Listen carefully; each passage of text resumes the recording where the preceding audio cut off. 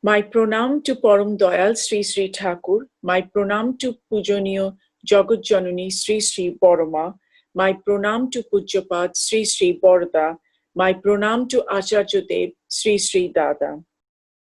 Joy Guru to all of you, and a very warm welcome to the Satsang webinar on this International Virtual Utsav 2020. Today we are celebrating the 133rd birth anniversary of Sri Sri Thakur Anukul Chandra with the blessings of Acharya Dev Sri Sri Dada. This International Virtual Utsav has been organized by 23 countries outside the Indian subcontinents. People from different parts of the world has participated to celebrate this auspicious occasion. In this program, we have two sections. In the first section, there will be speeches on a range of subjects. In the second section, we will have a panel discussion where speakers from various parts of the world will participate. In one of Sri Sri Thakur's messages, Thakur has said, love, admiration, and service are the imbibing features of being, leading to achievements that tune the intellect, character, and behavior. Thakur was always deeply interested in life. Thakur was endowed with a powerful insight into humanity and the natural world. Thakur approached life's problems in a balanced, dynamic, and scientific way. His all-fulfilling ideology contained rational and scientific revelations, meaningful definitions, and a code of conduct for individuals, with he himself the very embodiment of his dicta, a living ideal. So without wasting any time, let me introduce our first speaker for this session. And I would like to welcome Mr. Ashish Basu, SPR, from Atlanta, USA. It is with great pleasure that I welcome Mr. Basu, who is a retired senior IT executive. He travels extensively across all parts of US and beyond to promote Sri Sri Thakur's philosophy.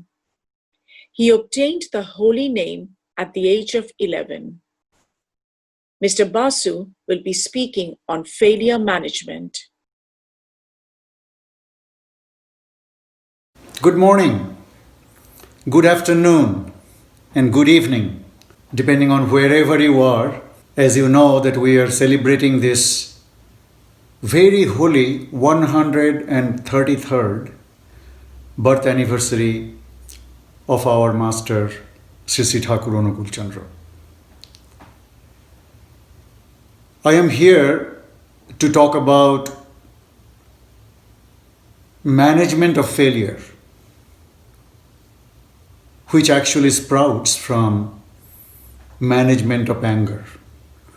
So I would like to intertwine both subjects and touch base on both of these elements.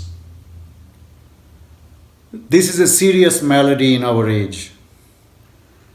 Sri Sri Thakur focused in his epoch-making book, Satyanusaran, saying failure need not be weakness. To fail to try is weakness. If despite all out effort of mine in anything, I still fail to succeed, no harm. I must carry on. I must not stop. That unblemished effort must carry me toward the goal.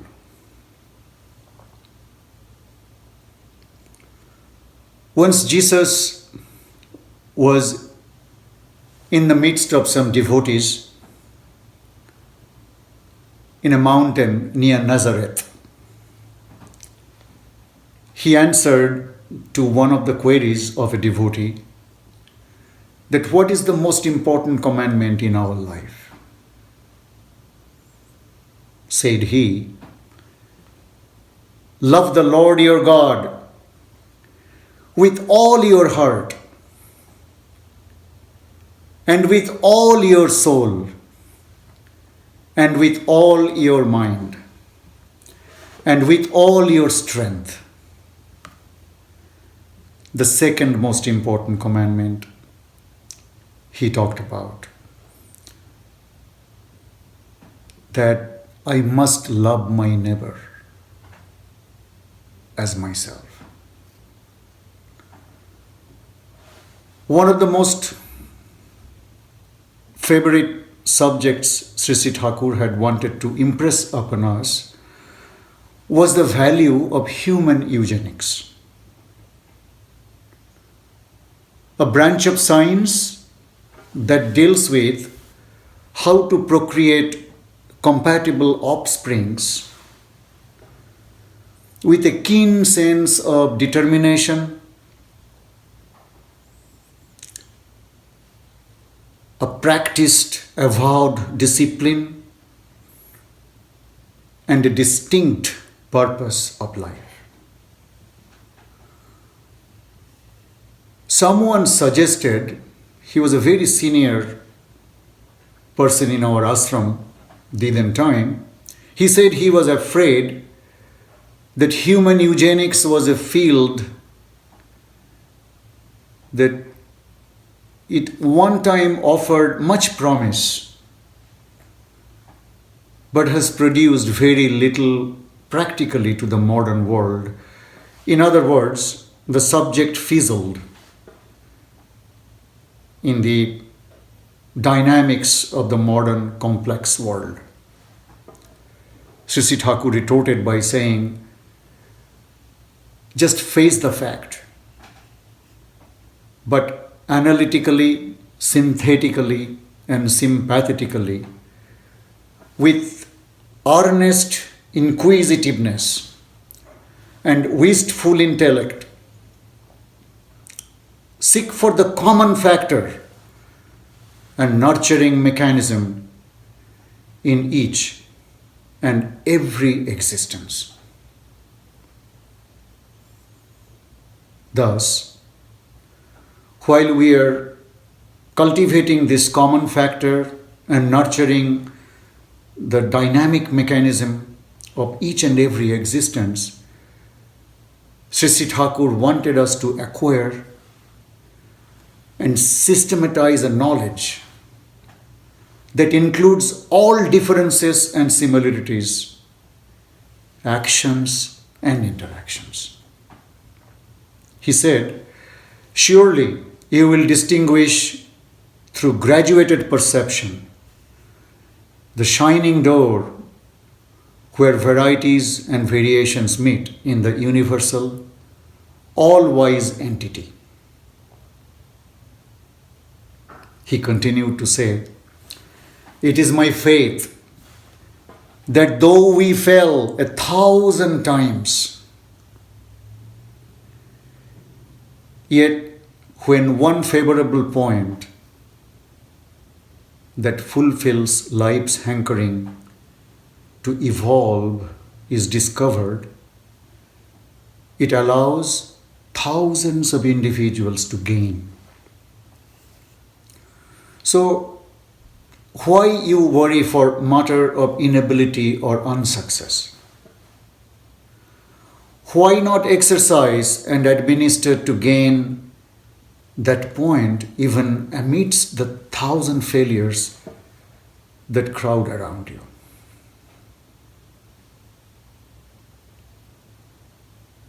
Sri Sri Thakur once observed in one zoo or in one jungle, I do not remember,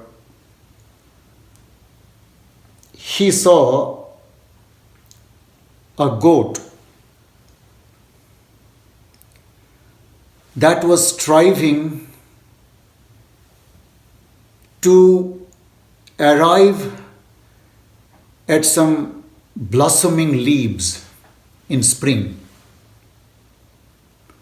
He was trying to reach those lovely pieces of leaves to consume and to sustain his or her existence. Sisi Thakur found out that the goat was persistent. He was failing many times. But he was managing his failure so beautifully that Sisi Thakur remembered Charles Darwin's process of evolution. He was questioning to some devotees around him that perhaps this is how a goat can become a giraffe, by the process of evolution. I remember at one point of time, Satsang needed a lot of funds to buy a lot of bricks. Satsang in the then Himayatpur Pabna, now in Bangladesh, needed probably millions and millions of bricks to establish our ashrams, different departments. Sisi Thakur institutionalized Satsang Chemical Works, Vishwa Vigyan Kendra or World Science Center, Satsang Press, Satsang Cardboard Concern, Satsang Mechanical Workshop, Satsang Furniture Units, and so on and so on and so on. And of course,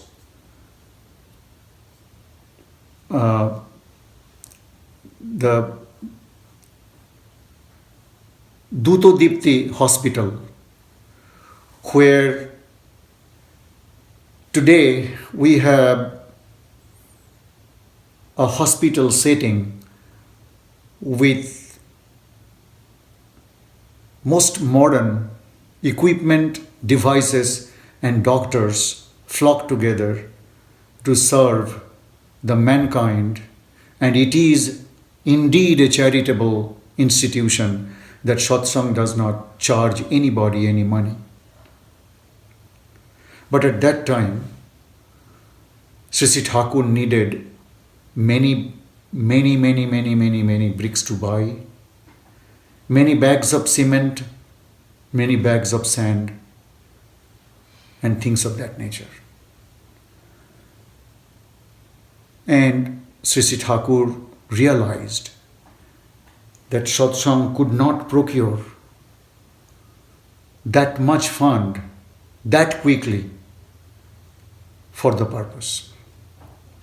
So Sisi Thakur started thinking this. He went to a different brick store to find out the price of that. He got a quote. He analyzed. He failed many times. But he showed the perception of not being thwarted, the perception of not being failed by the actual failures. Instead, he mastered the reality that failures are actually the pillars of success. So what he did, it was pretty innovative in nature. There was a river flowing across our ashram, and he created something like a sieve during the high tide, and when the high tide would bring a lot of water in that place, he would lock the door so that the extra water that came in the high tide would not escape that locked mechanism.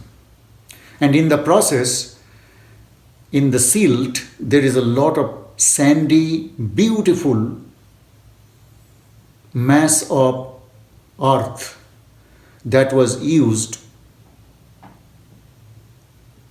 to create bricks. And in this process, Sri Sri Thakur taught us the theory of the dynamics of innovation. He innovated that even in the middle of nowhere, instead of buying bricks with a lot of money, which we did not have, he innovated and instilled the faith in the ashramites, so that every mother, I read in a book, I did not witness it, every mother, every brother in the community came and helped Sri Sri Thakur to make many bricks. Ashram needed to generate electricity. Now, at that point, Sri Sri Thakur had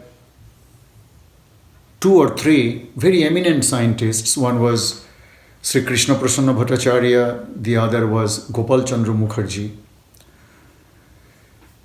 So Sri Sri Thakur once talked about that if we want to buy electricity from the municipality, forget it, because there was no such thing.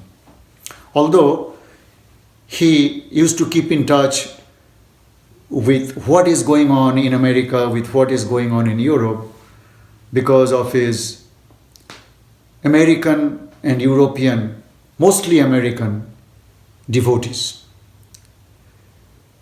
But in nearby hamlet where Sri Sri Thakur was and where our ashram was, there was nothing to buy from the generated electricity. So Sri Sri Thakur wanted to innovate. These innovative skills instilled a faith in the big scientists, Krishna Prasanna Bhattacharya. I can remind you of a profile about Krishna Prasanna Bhattacharya, that he was actually the scientists that actually led the Nobel Prize in Physics for Dr. C.V. Raman. So Dr. C.V. Raman and Dr. Krishna Prasanna Bhattacharya, these were the duo that used to work on the same project. So Sri Sri Thakur asked Krishna Prasanna Bhattacharya da, ki is it possible if we have a long copper wire tied to the kite, and if we are able to fly that kite with the copper wire connected in a little balloon type mechanism, then perhaps in the stratosphere or ionosphere or whatever sphere it is, we can try to gather and collect some electricity. Of course, we have to find out how to store that electricity eventually. Sure enough, after 3 or 4 or 5 or 6 attempts, the kite went up in the sky after many failures. Sri Sri Thakur never wanted to give up. They felt shocking result, literally shocking result. They felt that the electricity was indeed generated in that piece of wire. He would not consider himself a Christian, a Muslim, a Hindu, or a Buddhist in any unique sense. Yet, to many Americans, Sri Sri Thakur exhibited and advocated a sense of responsibility toward the environment that is more often associated with sort of Christian concepts of social obligation than with some of the Hindu notions of escape from this unreal world into a communion with some ultimate reality. I have heard from a genuine devotee of Sri Sri Thakur that once Sri Sri Thakur told him that he came to this world with express purpose to fight four things: death, disease, ignorance, and poverty. To combat poverty, Sri Sri Thakur said, good breeding is essential. And then, of course, education with every active thoroughness in a meaningful consistency that nurtures being and becoming. Then he intertwined death and disease in one word, in one sentence. When he was student of medicine in National Medical School in Calcutta, Sri Sri Thakur wrote in his diary that death is a curable disease. He went on to say later on, do not die, do not cause death, but cause death to death. In other words, Sri Sri Thakur wanted to impress upon us that poverty can be only wiped out if I execute what needs to be done, not thinking about it, not talking about it. In the book Message, Volume 8, Sri Sri Thakur said on economy of genetics that it is not a fact.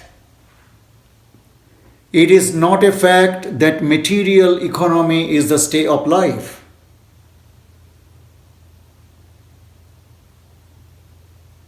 Let us rethink this. He's saying it is not a fact that material economy is the stay of life. But it is true and an eternal fact that chaste and compatible economy of genetics is truly the wealth of the world. We cannot manage the failure until we learn how to manage our complexes. Let me try to narrate some stories of multiple failures and eventual disposition of success. Thomas Edison, when he was a student, his teacher said he was too stupid to learn anything. He was actually fired from his first two jobs for being non-productive and a classic non-thinker. As an inventor, Edison made 1,000 unsuccessful attempts at inventing the light bulb. When a reporter asked, how did it feel to fail 1,000 times? Edison replied, I did not fail 1,000 times. I did not fail 1,000 times. The light bulb was an invention with 1,000 steps. He said, I have not failed. I have just found many ways that won't work. One of the greatest basketball players in the history of the game of basketball, Michael Jordan, he was rejected and cut out from his high school basketball team. Can you believe that? He never gave up and went on to play 15 seasons in the National Basketball Association of the United States of America. And eventually he won 6 championships with the Chicago Bulls. Jordan once observed that I have missed how humble he was. He said, I have missed more than 9,000 shots in my career. I have lost almost 300 games. He said, I missed 26 times. I have been trusted to take the game winning shot. I have failed over and over and over again in my life. That is why he succeeded.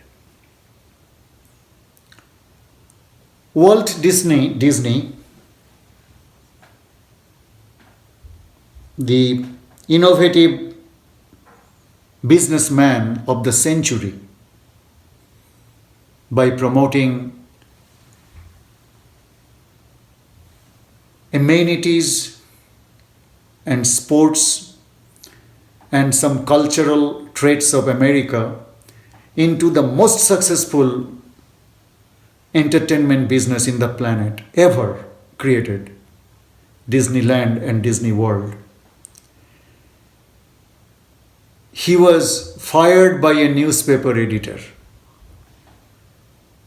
The editor said in his memoir that Walt Disney actually lacked imagination and had no good ideas. He even went bankrupt several times before he built the iconic Disneyland and Disney World. Henry Ford failed and went broke twice before he succeeded at establishing his company. Ford Motor Company became the #1 automobile company in the world by the wisdom of Henry Ford and his story of his failures. To sum up, all of these people had one thing in common. They failed, but they never gave up. And because they never gave up, they succeeded. As Sri Thakur says, once again I want to repeat that iconic message, that failure need not be weakness. To fail to try is weakness. If despite your all-out effort in anything, you fail to succeed, no harm, carry on. Do not stop. That unblemished effort must carry you toward the goal.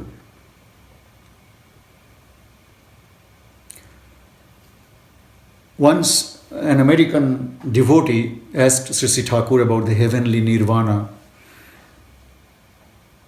that ignores the material world as illusion. Sri Thakur's response was that don't try to enjoy your life in heaven after demise or death only,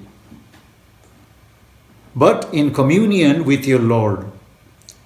Strive to bring that heaven on earth through faith, love, and charity, with an enlivening breeze of sympathy, service, and nurture.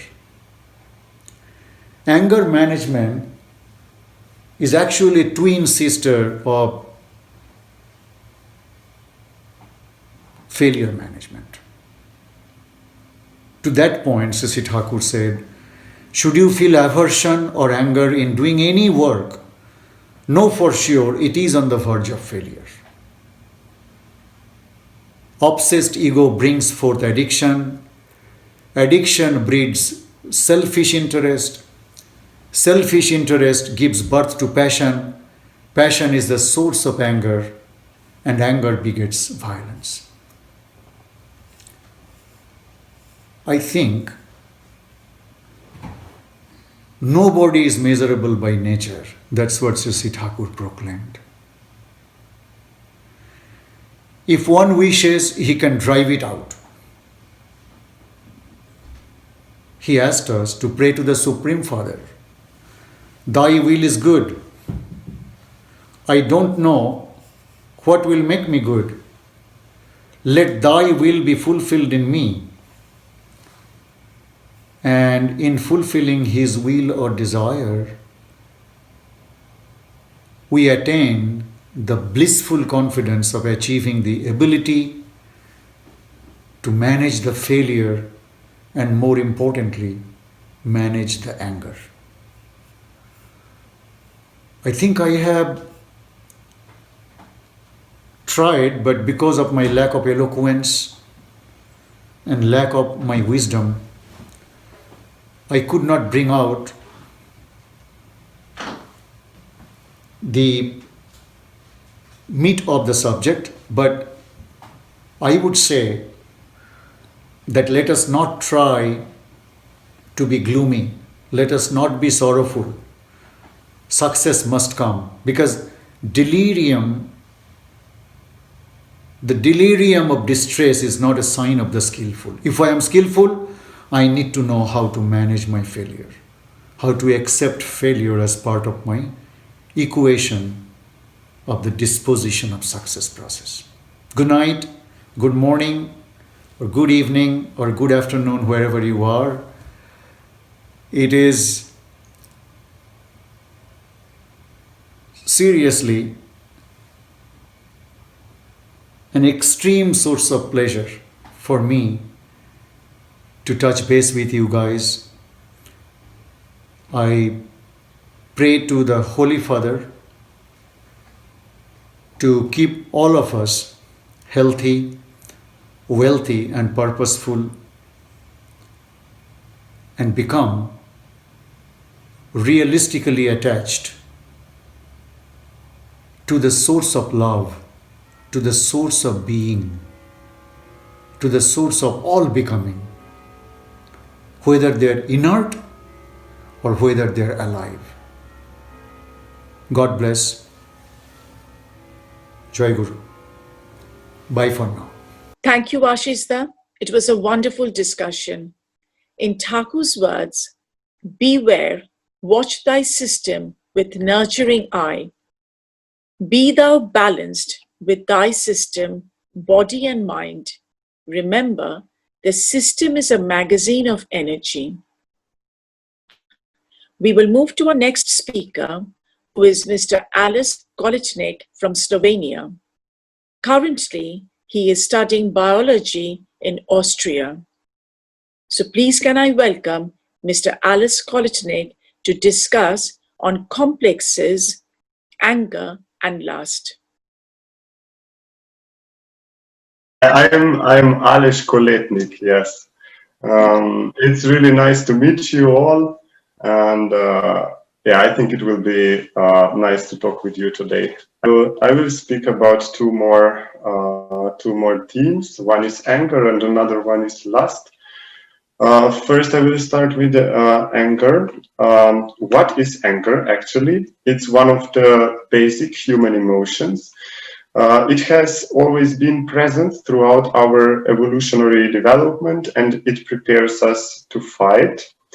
In modern world, we are confronted with more and more circumstances from which anger can emerge.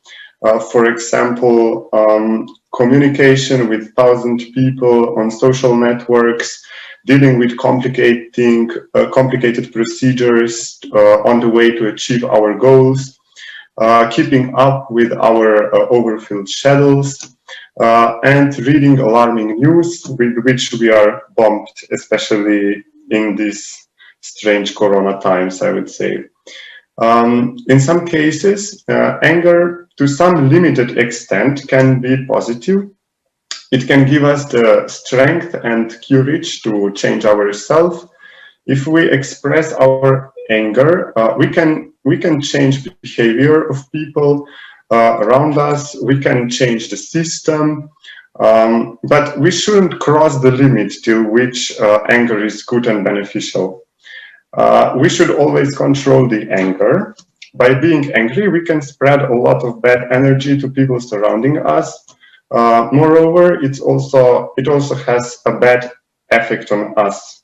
In my opinion, it's in many cases our own decision if we react angrily. We shouldn't let everything to disturb us and our happiness. On the other hand, we need to be careful not to go to the other extreme. If we keep all our feelings inside, it's really hard for us, and once we will break for sure. The next theme is lust.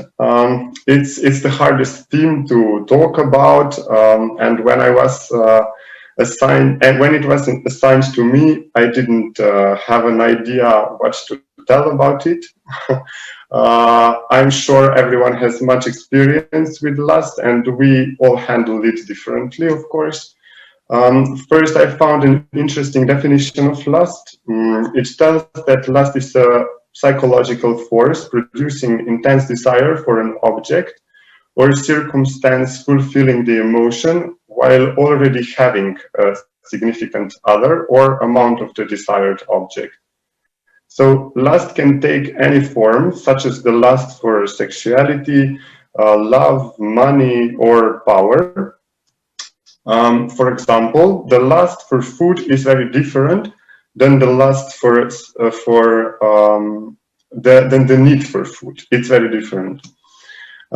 We can surely state that the lust is connected with addiction, and it's bad in any form and in any situation. As I read from Pursuit of Truth, almost all the miseries men have in the world come from the addiction to woman and gold. It's better to remain as far away as possible from these two. This is what the book says. I can hardly give any advice about loyalty. However, it's required from every man to deeply respect any woman, no matter her status, age, and relation, of course. We are physically stronger, so we need to support and help them. Lust is in our nature, but a strong man should control it, of course. A good suggestion is given in the book Pursuit of Truth. It's written that we should keep in our mind that every woman is another form of one's other mother. If thoughts of passion and pride do not arise in the mind, how can they show up? The way out is to remain always absorbed in higher thoughts and activities. Investigation into the science of creation, mathematics, and chemistry controls lust. So I think I told everything. We came to the end of our presentation. I would like to thank you all for your attention. And of course, if there are any questions, you are warmly invited to ask us now. Yeah, I have a question for you in between, if I can. Yes. Do you think these complexes that we are talking about, they're not only a hindrance? Can you give us some example how it has helped you to achieve something that you had wished for? Not the negative aspect, the positive aspect, because I think as Thakur says, we don't need to suppress these urges. We need to divert them, to channelize them towards the desired goal that we are planning for a vision. Yeah, I don't know. Maybe if I give an example from anger, when I'm angry on my friend because he's, I don't know, doing something I don't like, maybe my roommate. He was always leaving the hair inside the sink, And I really didn't like that. And of course, I needed to get a bit angry. It took some time, and then I was angry enough to tell him. I was like, "Hey, please, can you stop doing this?" And then he stopped. It got better. So this is the example how angriness can be good in some way sometimes. But I always still try to be nice. I told him nicely, like not like, hey, you are so bad. I was like politely telling him. My anger helped me to express that, and then it got better, and I wasn't disturbed anymore with the hairs. I was reading that part of the book where it was told about, where it was written about anger, and that about the lust, and these sentences which I cited, I found really interesting, and really it can teach us a lot, I think. Like the one, if thoughts of passion and pride do not arise in the mind, how can they show up? The way is to remain always absorbed in higher thoughts and activities, investigation in the science of creation, mathematics, and chemistry controls lust. I think we can teach a lot from this part of the book. And I'm interested to continue reading. Thank you very much, Alice. Mr. Kolesnik, you have explained very clearly about important complexes like anger and lust and its impact on our day-to-day lives. And you have quoted very important message from the Satyanusaran. Thakur has said, do try to keep your existence normal and unfluctuating in such a way that you can make your living unobstructed.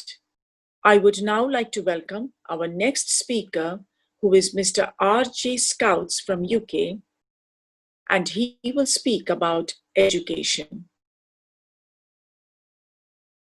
I've been in Ireland over 40 years, and I was always interested in spiritual welfare.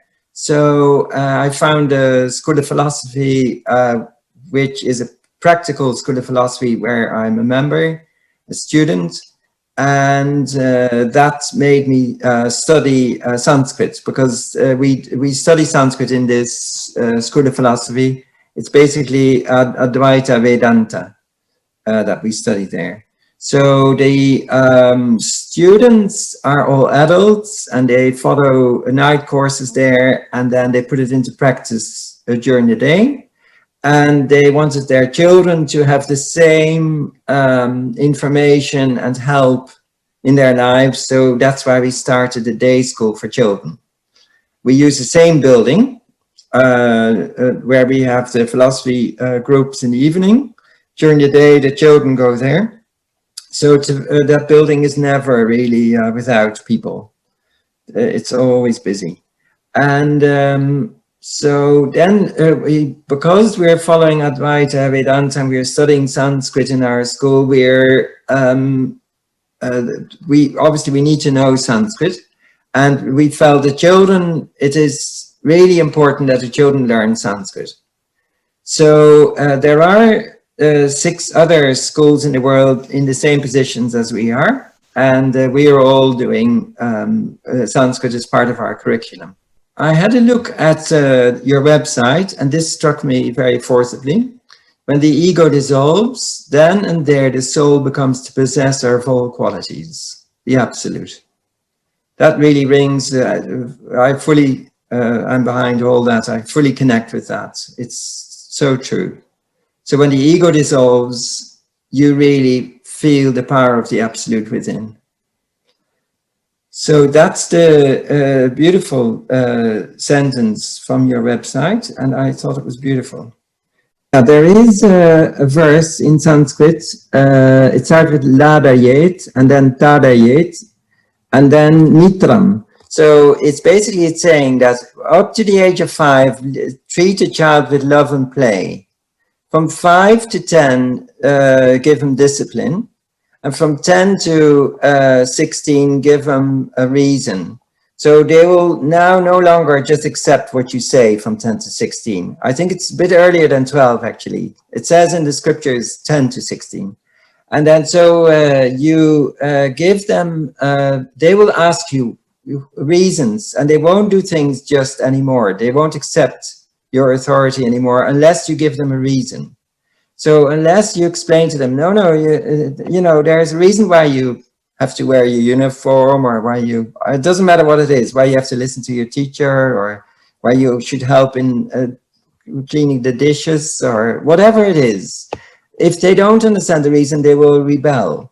So unless we are very clear on the principles ourselves, the children will be confused, and it will damage them a little bit. So from up to 16, then they will want argument. There will be a lot of arguments, because that's natural. This is just Mother Nature kicking in. And then from 16, you treat them like a friend. So because then they have, that faculty should be established by then. And your relationship changes again.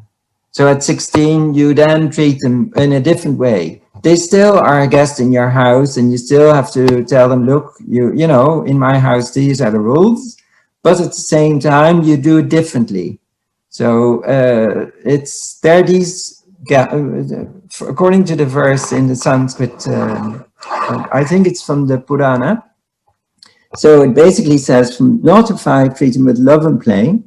From 5 to 10 with discipline, and then practice reason, and after 16, treat him like a friend.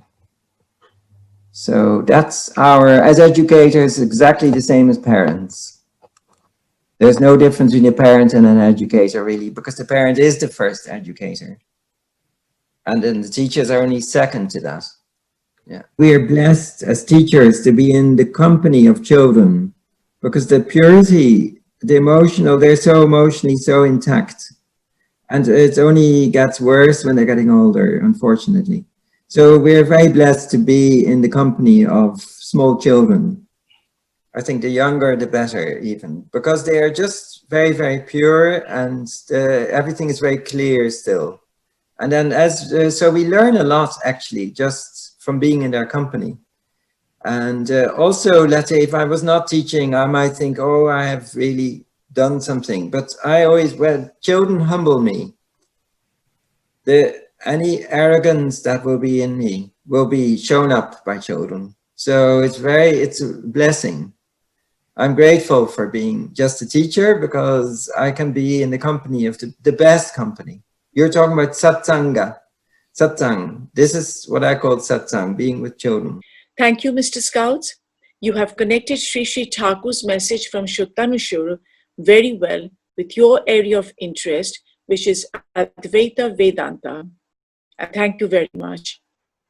I would now like to welcome Sarah Baker, who will share her thoughts on friendship and relationship in a conversation with Mrs. Shashwati Ghosh from London. Today we have Sarah with us, and she is talking to us about the friendship relationship and how Sister Thakur's ideology has influenced her. Sarah, can I request you to introduce yourself at the beginning, please? Thank you. Yeah, sure. Also, I'm a freelance journalist as well. And I live in Northampton, which is about the middle of England, about an hour north of London. So, and I've recently been interested in what Satya's been telling me about the Dharma. Very often we're kind of substituting friendships with mobile phones, but in a not a good way, in a kind of let's scroll through Facebook way. And I feel like, you know, everyone's just on their phones just looking at stuff, when really as human beings, I think we need to share and share our ideas, and that gives us connectivity. And I think we're kind of losing that, actually. So I think it is really important, and it just made me think about that a little bit more. Yeah. think sharing with a friend makes you happy. Like, so you can do something on your own, and you might think, oh, I really want to do this. I want to go for this walk. I want to climb this mountain, etc. But if you go with a friend, like a friend that you really have something in common with, and then you can share just your thoughts and ideas, that I think that sort of makes you happy. I think that actually, people, that's why I don't think things actually make you happy, because, I think it's more about sharing your ideas with people actually does make you feel happy. And that's that sense of belonging, which a good friend can give you. On the pursuit of truth, though, which I've only been thinking about recently, is about how to treat other people. And it suggests that you try to give others as you desire to have, to proceed with this understanding, much is enough. Everyone will like and love you spontaneously. Try to make other people happy in an honest way. And you'll find that if you make other people happy, that they will in return make you happy. And that's something actually that I've been really thinking about recently, because I think a lot of the time people are becoming more like, oh, is this person making me happy? Oh, they're not doing this, they're not doing that. I'm going to judge them because they're not doing this, they're not doing that. Whereas I think if you take that thought, oh, am I making them happy? I think, it's something we kind of maybe need to think about a little bit more in like today's society. So, yeah, that's definitely something that I think is really good to reflect upon, about giving without thinking of receiving. Because sometimes, like, even in simple little things, you give a card to someone, or Christmas card, oh, they haven't given me back a card, oh, that's it, we're not really friends anymore. But I guess it shouldn't really be about that. It should be about the fact that you want to give to them. And that's something that I've read about in The Pursuit of Truth as well. And also trying not to find fault in people. I mean, we're all guilty of being very judgmental of people, and I kind of think of judging people by your own standards. You think, oh, that person, they're not doing this, and whereas in fact, in The Pursuit of Truth, it suggests that you try not to find fault in other people. And it says here that there is the very truth, whenever the tendency grows to see another's fault, then that fault has made its home in you. Then and there, without delay, that evil tendency should be smashed and swept away. Then you are safe. Otherwise, all will be destroyed. Try with all your might to find good in what you see, and breathe this habit in your very bones. And I think that's quite hard to do. And I think particularly if you're feeling, I think people that are unhappy with themselves as well are very quick to judge other people. And I see it a lot everywhere, that people are always judging other people negatively. And, I think it changes your mind shift when you think about someone's positive qualities, and people do like you better as well. And finally, I think this is a really important quotation, particularly in today's society. Do not abolish friendship. Otherwise, if your friendship has gone astray and you do not try to bring him back, do not abolish that friendship. Otherwise, in your distress, you'll get neither sympathy nor consolation. And I think that is a particularly important quote today, because I also feel that in today's society, people are very quick to give up on things, whether it's like partners or friendships. As soon as there's a problem, that's it, cut them off, block them from Facebook, block them, that's it, you've upset me, I don't want to talk to you anymore, gone, finish. And I feel that is becoming a mark of today's society. People aren't trying anymore to repair friendships, people aren't trying anymore, if you have an argument, to repair things, that it's just boom, gone. And I think that's really sad, actually. And I think we need to try harder, because then you have lost a friend. These are my thoughts on friendship. Thank you, Sarah. Thank you very much. Thank you, Sarah and Shashwati. Sarah, you have connected the message from Satyanusaran about friendship very, very effectively. That was a wonderful discussion that you had with Shashwati. Thank you very much. Now, I would like to welcome Mr. Anand Suryavanshi. Mr. Suryavanshi works as a business strategy consultant. He's based in Dubai, and he's a satsang volunteer, SPR, and is deeply involved in satsang activities in whole of the Middle East area. He will speak on impact of ideal centricity of Sri Sri Thakur and family life. My Koti Koti Pranam to the holy feet of Sri Sri Thakur, Sri Sri Bodma, Sri Sri Bodda, Acharya Sri Dada, and to the entire Reverend Thakur family. Jai Guru to my brothers and sisters.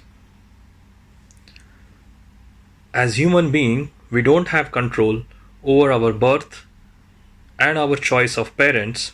Similarly, every human has no control over his choice of ideal or spiritual master. It is already decided by that almighty supreme power to get you attached to your ideal or spiritual master. Yes, I am here to talk few words about my spiritual master Parampremamay Sisi Thakur Anukul Chandra. His entry on this planet Earth itself was clear evidence of he being a supreme and a supernatural personality. He was born as a smiling baby, and very unnaturally a very strong glowing light emitting from his body, wherein neighborhoods thought of a fire and rushed with gallons of water to diminish this fire. To their surprise, they saw a smiling baby and a glowing light emitting from his body. Yes, Thakur, life is full of love, compassion, and devotion to the well-being of people and his followers.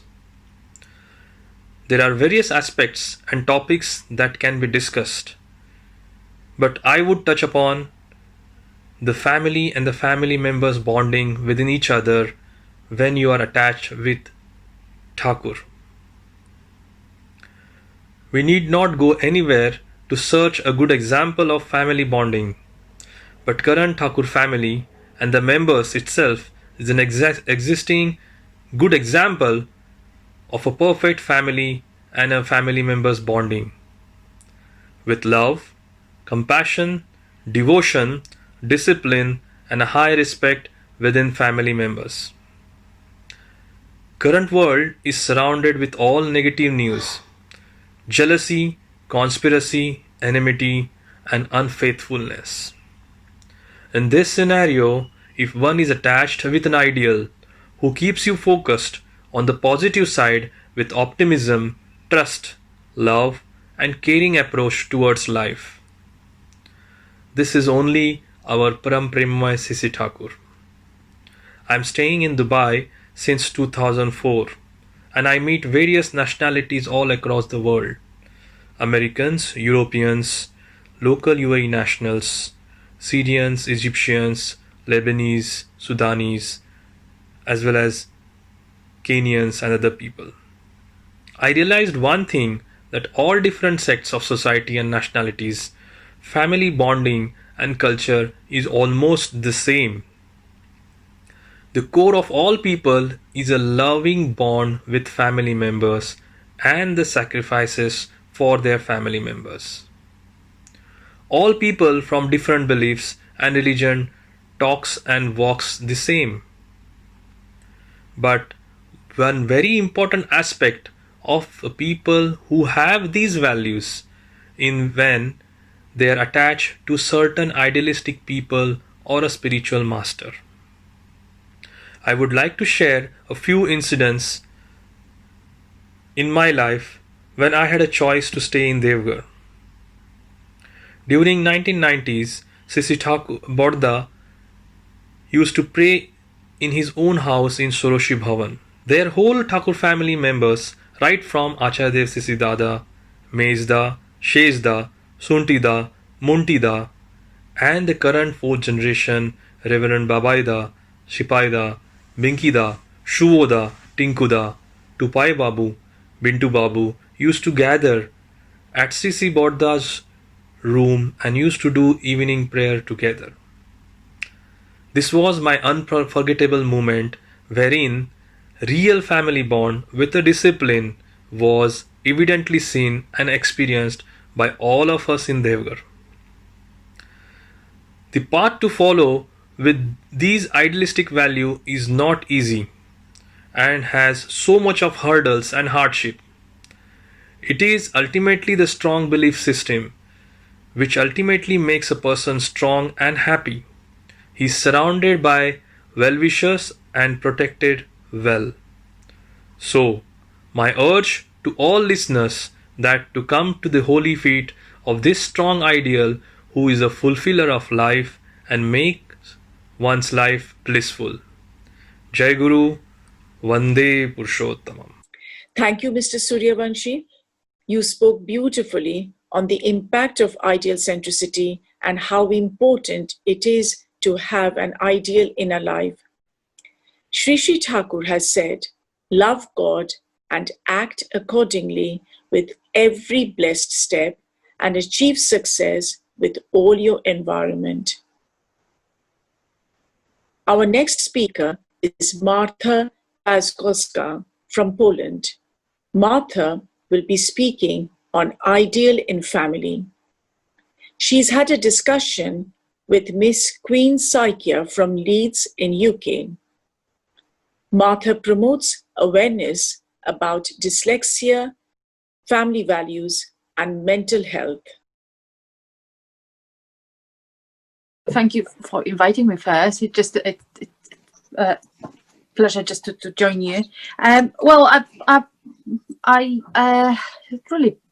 really don't know what to say to be honest about myself, except that I'm just a parent and a mum fighting for social justice in the UK as a son parent for last probably 2 years, and to be honest, I think environment it is important, because environment it's such a big subject. It's not only environment, just the trees, what we think that they are. So I believe I believe just I'm just a mother.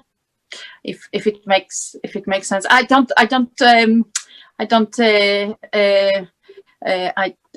even though I probably, as I was told, I've done a few big things in my life. I've never shared with anyone. I'm a mother fighting for social justice in the UK,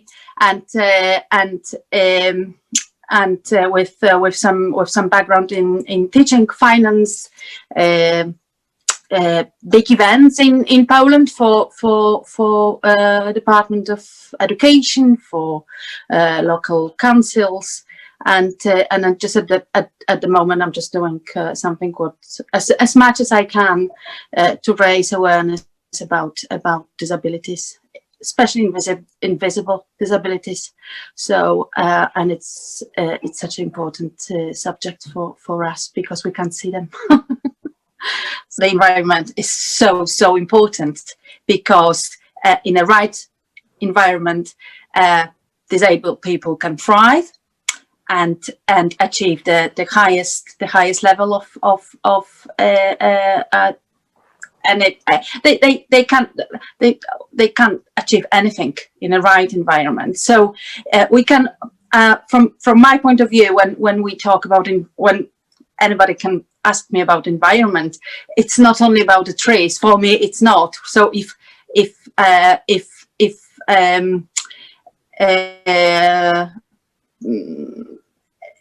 I can say that in a right environment, children and adults with any disabilities can thrive, and that's why it's important. What I've learned for years teaching children English as a second language, and they adults and children suffered from ADHD, dysgraphia, dyscalculia, dyspraxia. The environment for them is so important, just to get the knowledge, so and learn. And I can see I've got a child with dyslexia, so I know how important it was, for example, for him just to have the right environment to learn.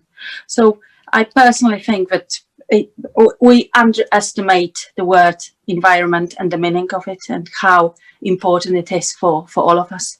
And I think we should change the just language because we use the word environment, and the first what comes to our mind, we can see landscape, but landscape, it cannot doesn't need to be only physical landscape. We've got the mental side as well, and this is so important. Today I got the email from my MP to get there is the service he started about the fireworks, because I was really struggling during the fireworks bonfire week. I suffer from quite severe PTSD, so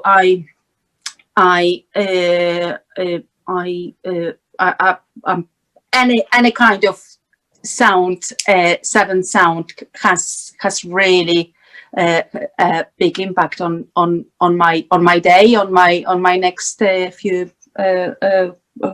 few hours, until I just calm myself down. So I'm talking myself, but I'm just talking about my experience. But we should look at the environment in not only just the physical from the physical side, just this spiritual side is so important, and we should work on it, and all world should focus on it. We haven't. That's why we've got the mental health crisis, because we have never ever looked after our souls. And it has been exposed during lockdowns all over the world. If we have been looked after our mental health and our souls on so many different spiritual levels, then we wouldn't be suffering. Forget the different factors, but we can have different factors. We can have disability. We can have domestic violence. We can have unemployment.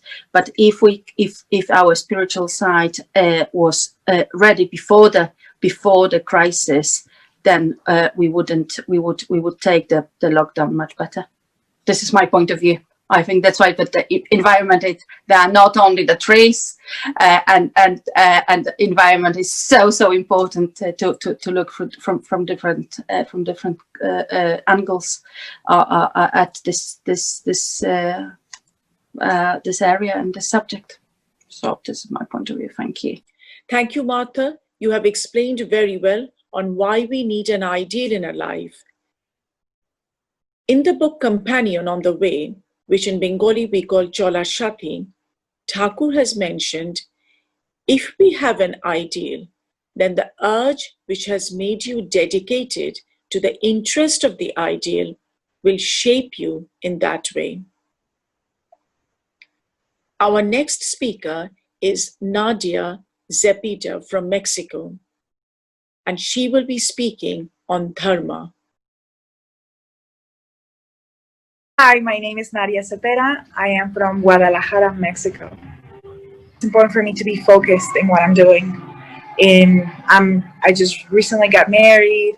I'm about to have a baby. And I was just reflecting upon the idea of what is my Dharma right now, because it was very, very different about a year ago, before I got married, before I was about to have a child.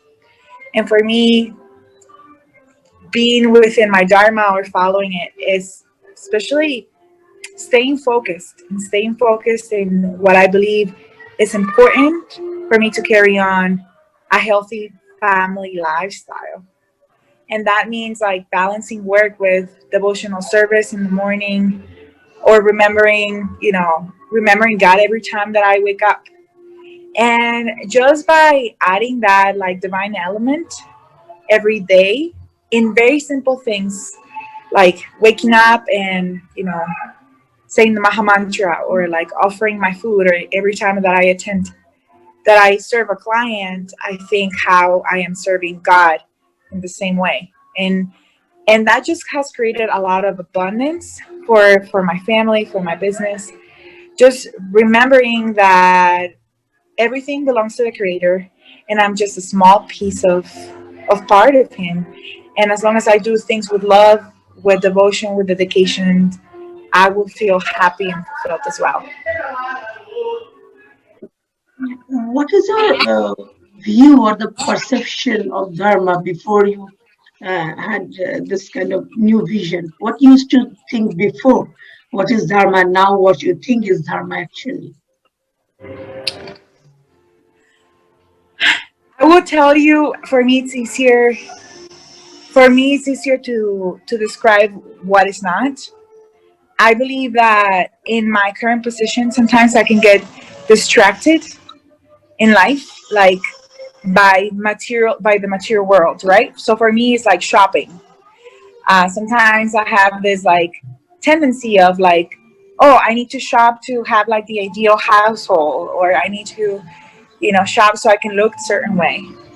And that's just my mind gearing off something that it's not important, something that is just giving me an illusion of being well without actually feeding the soul, feeding my purpose.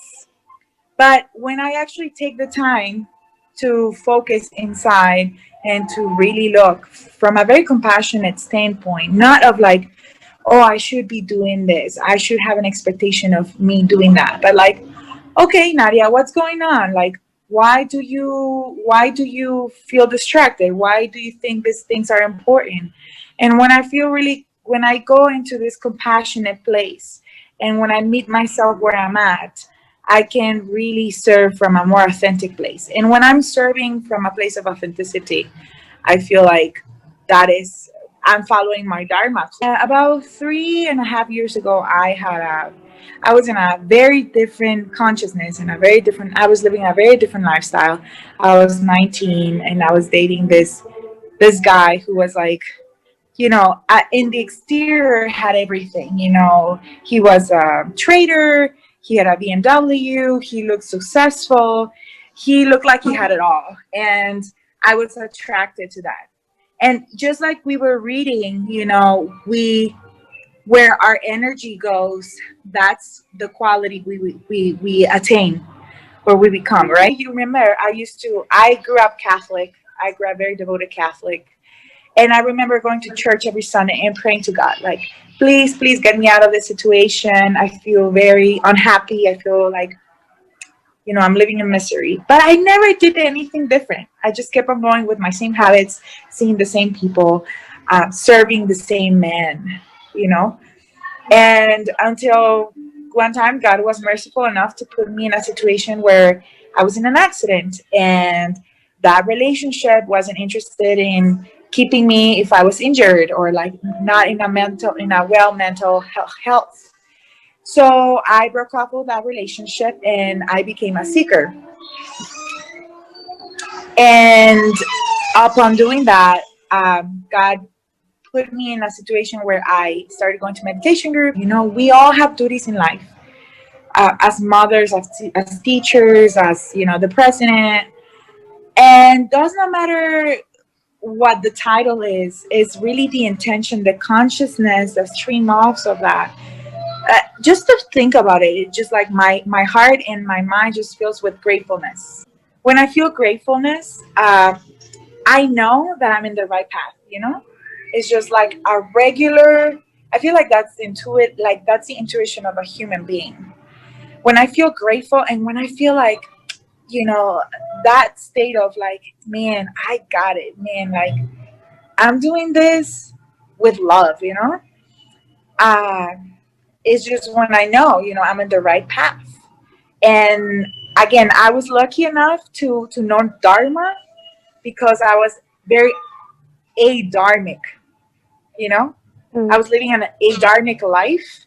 And then I just started to wonder. I was like, I'm looking for something. I didn't know what it was.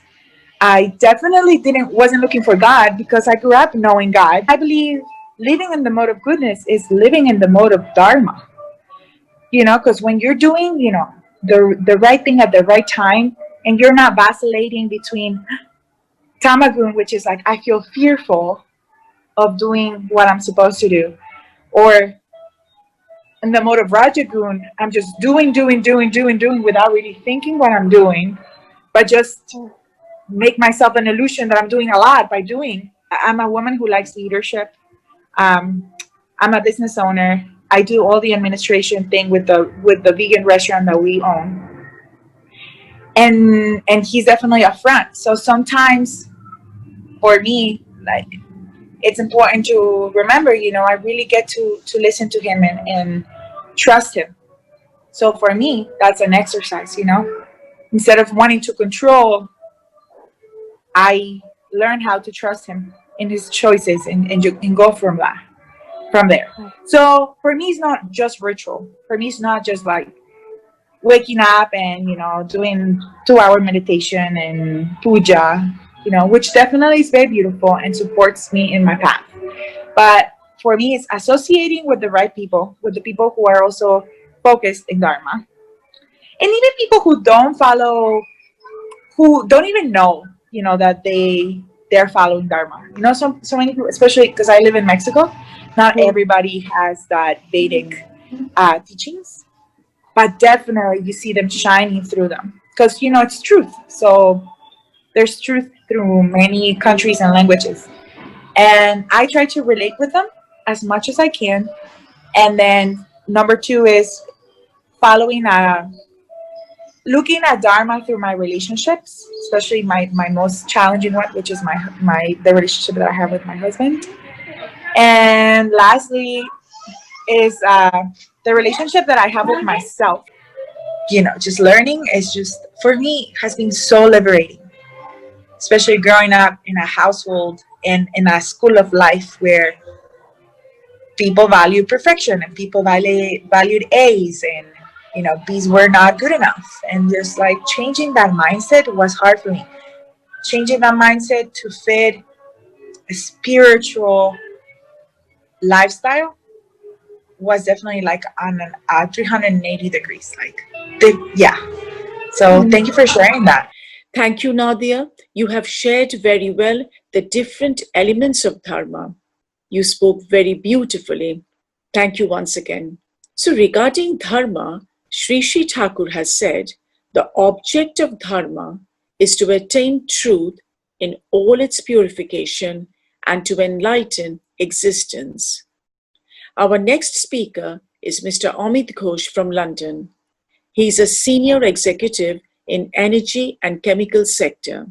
He is associated with Satsang for more than 45 years. He will be speaking on Thakur's philosophy on education. It of Param Premamaya Sri Sri Thakur Anukul Chandra. My pranam to Jagat Janani Sri Sri Bodama. My pranam to Pujyapad Sri Sri Borda. My pranam to Acharya Dev Sri Sri Dada. Enjoy Guru to all of you.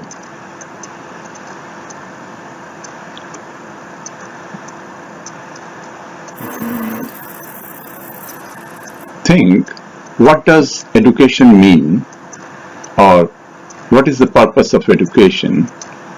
We struggle to find a clear perception and definition of this question. Now, let us explore the existential ideology of education in light of Sri Sri Thakur Anukul Chandra's philosophy. It is vast, limitless ocean. So, being an ardent proponent, I would wish to share my thoughts conferring my humble realization. Sri Sri Thakur gave us a very clear and distinct education policy based on instincts, behavior, and to materialize them into practice in real world. It shows us a pathway. Walking through this, we can only acquire we not only acquire knowledge and academic qualifications, we also evolve as a human being who possesses a good character, moral, respect for others, sense of responsibility.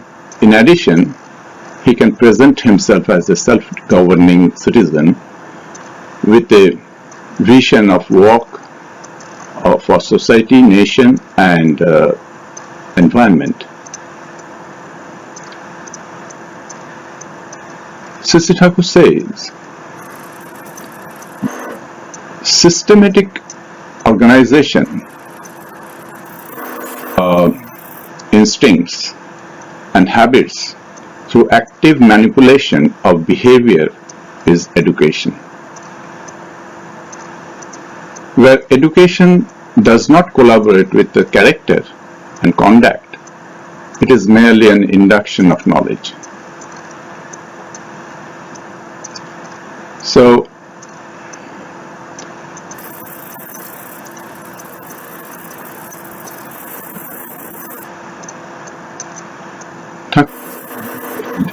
types of education does dynamically work within a growing child to build the extraordinary personality within the child, and they are family education and academic education.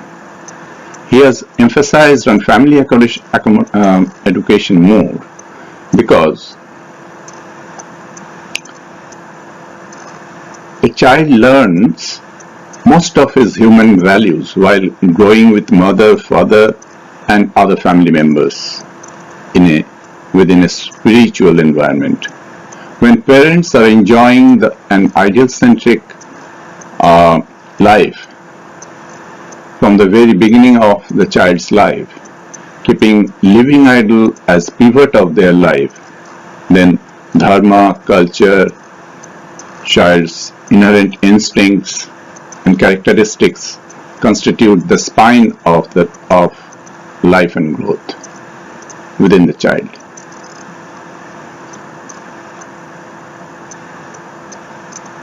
On top of this conventional education, ideal-centric education, keeping ideal in center. So Thakur has encouraged the role of initiation is vital for acquiring respect and obtaining suitable education.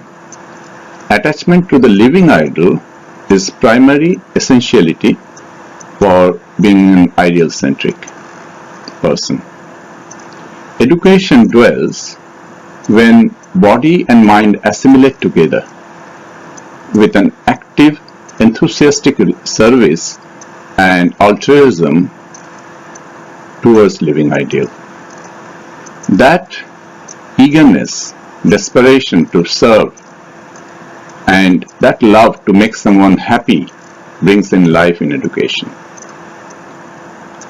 So, as we draw a circle in our geometry, you know that we keep the needle in the center of the paper and then draw the circle. Then that circle becomes a uniform circle. But if we move that, or we do not have any center, or we don't put the pin in one place, then we cannot make a circle uniform. So, to get a meaningful life, we need somebody in our center of our life. So, following that particular point, we can become a better person and grow in our life with a meaning. So,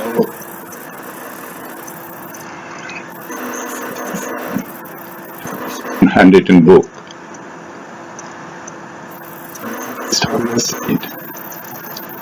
take the habit of the creeper and entwine yourself around the tree of the ideal. Fulfillment of desire shall be yours. That means, if we consider as a creeper and consider a big tall tree is our ideal, then if we just entwine that tree we will just go up. And that will be the way of getting the effect in our life to bring ourselves or enlighten or elevate ourselves towards fulfillment. Need to have a living ideal in everyone's life to whom individual can embrace with love. Remain focused and follow the path for life and growth, through which he or she can work with indomitable enthusiasm and overcome all the challenges they face in their life. Through regular practice of meditation, chanting holy name and following his teachings of life and growth, one can refine and align their body and mind. Generally, it doesn't go together. Through these practices in our daily activities, we can achieve that strength so that we can always keep our body and mind aligned. Education provides us awareness about the matter and its functionalities, but it does not tell us what we should do with it, where to use it, how to apply it, and for what purpose. This direction comes from within, and that is human consciousness. Sri Thakur said, every individual has immense potential to grow. In order to achieve that, we need an intrinsic reverence for life and a passionate love of learning. In the book, The Message, Volume 8, where Thakur has mentioned love, admiration, and service are the imbibing features of being leading to achievements that tune the intellect, character, and behavior. So, that is the advantage of keeping a living idol and following him in our daily life. We can bring ourselves up. We can elevate our mind, elevate our growth in a true sense. Now, Thakur has said also about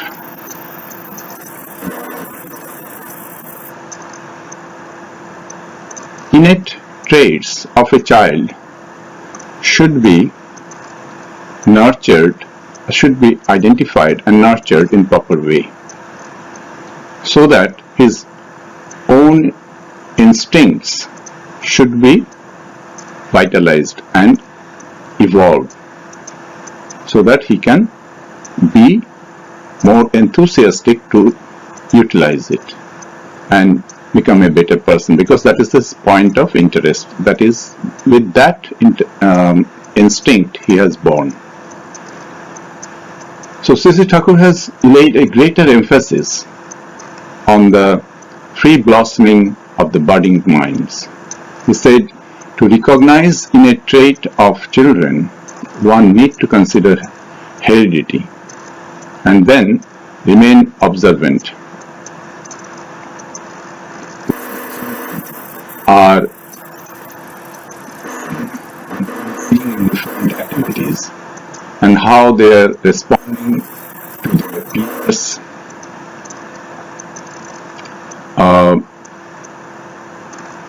and engaging in different activities, and how they are responding to their friends in a unguarded situation. As a parent or teacher,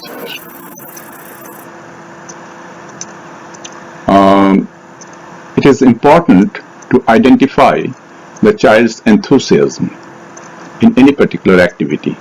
In addition, unbiased observation on the inquisitive tendency of a child, their common interest, and intellectual interaction with others gives an indication of a child's inner trait. In this regard, Thakur has said that a teacher should be able to feel the pulse of a pupil in order to nourish and nurture the young mind. Based on these signs, through appropriate nurture, teacher can awaken the child's inner interest, and this leads to the gradual development of personality. Thakur has also mentioned that in order to bring out the best of a child, one must pay close attention and listen to them with interest and curiosity. And if it is favorable for their learning, an adult should inspire them and with interest and intuitiveness. Only then will it boost the child's interest and craving to learn.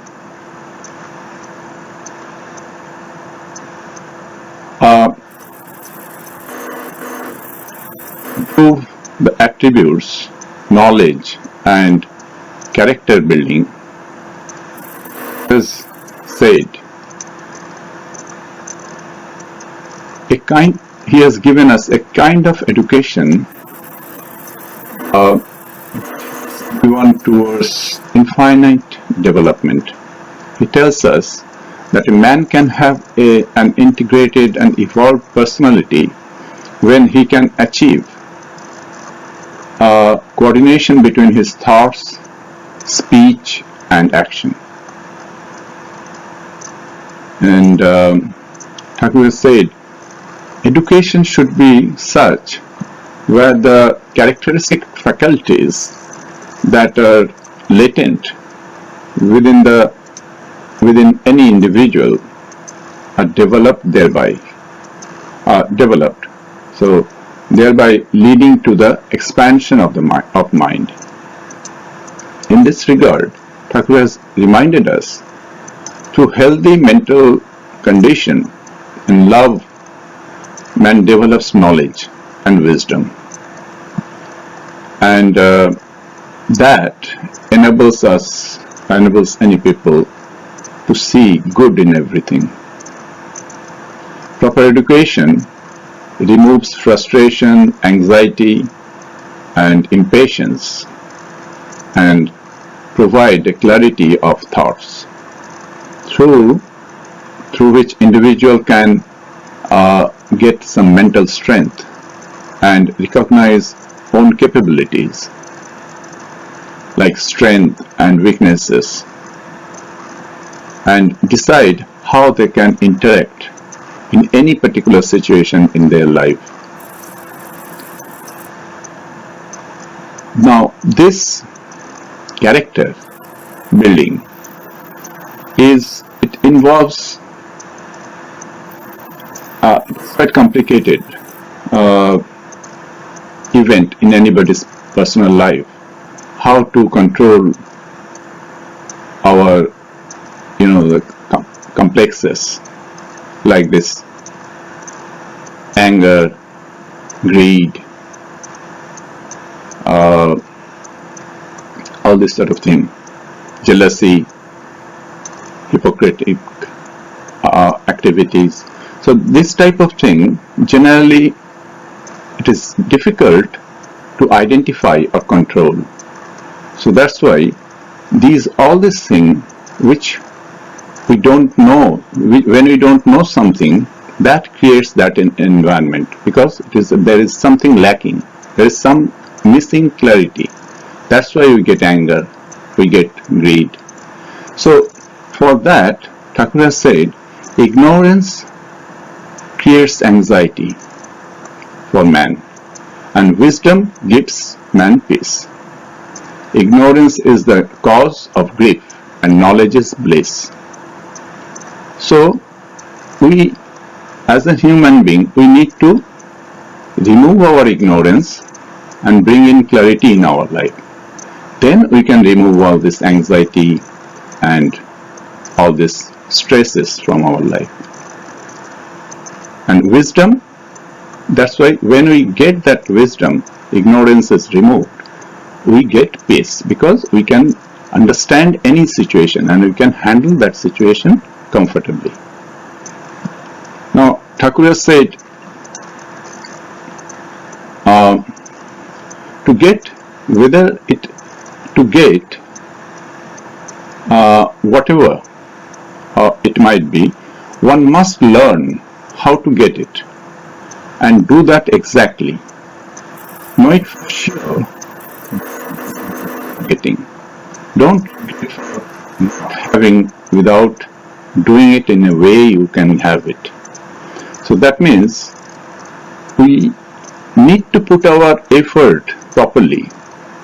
Without giving that effort, without knowing how we have to get it, if we do something and we don't get a result, we get frustrated. Repeated action, when it has not been coming back to us as a success, then we get frustrated. So to avoid that, we need to increase our ability. So we should know how to do it. That's why training. So when we are trained, we can handle any situation.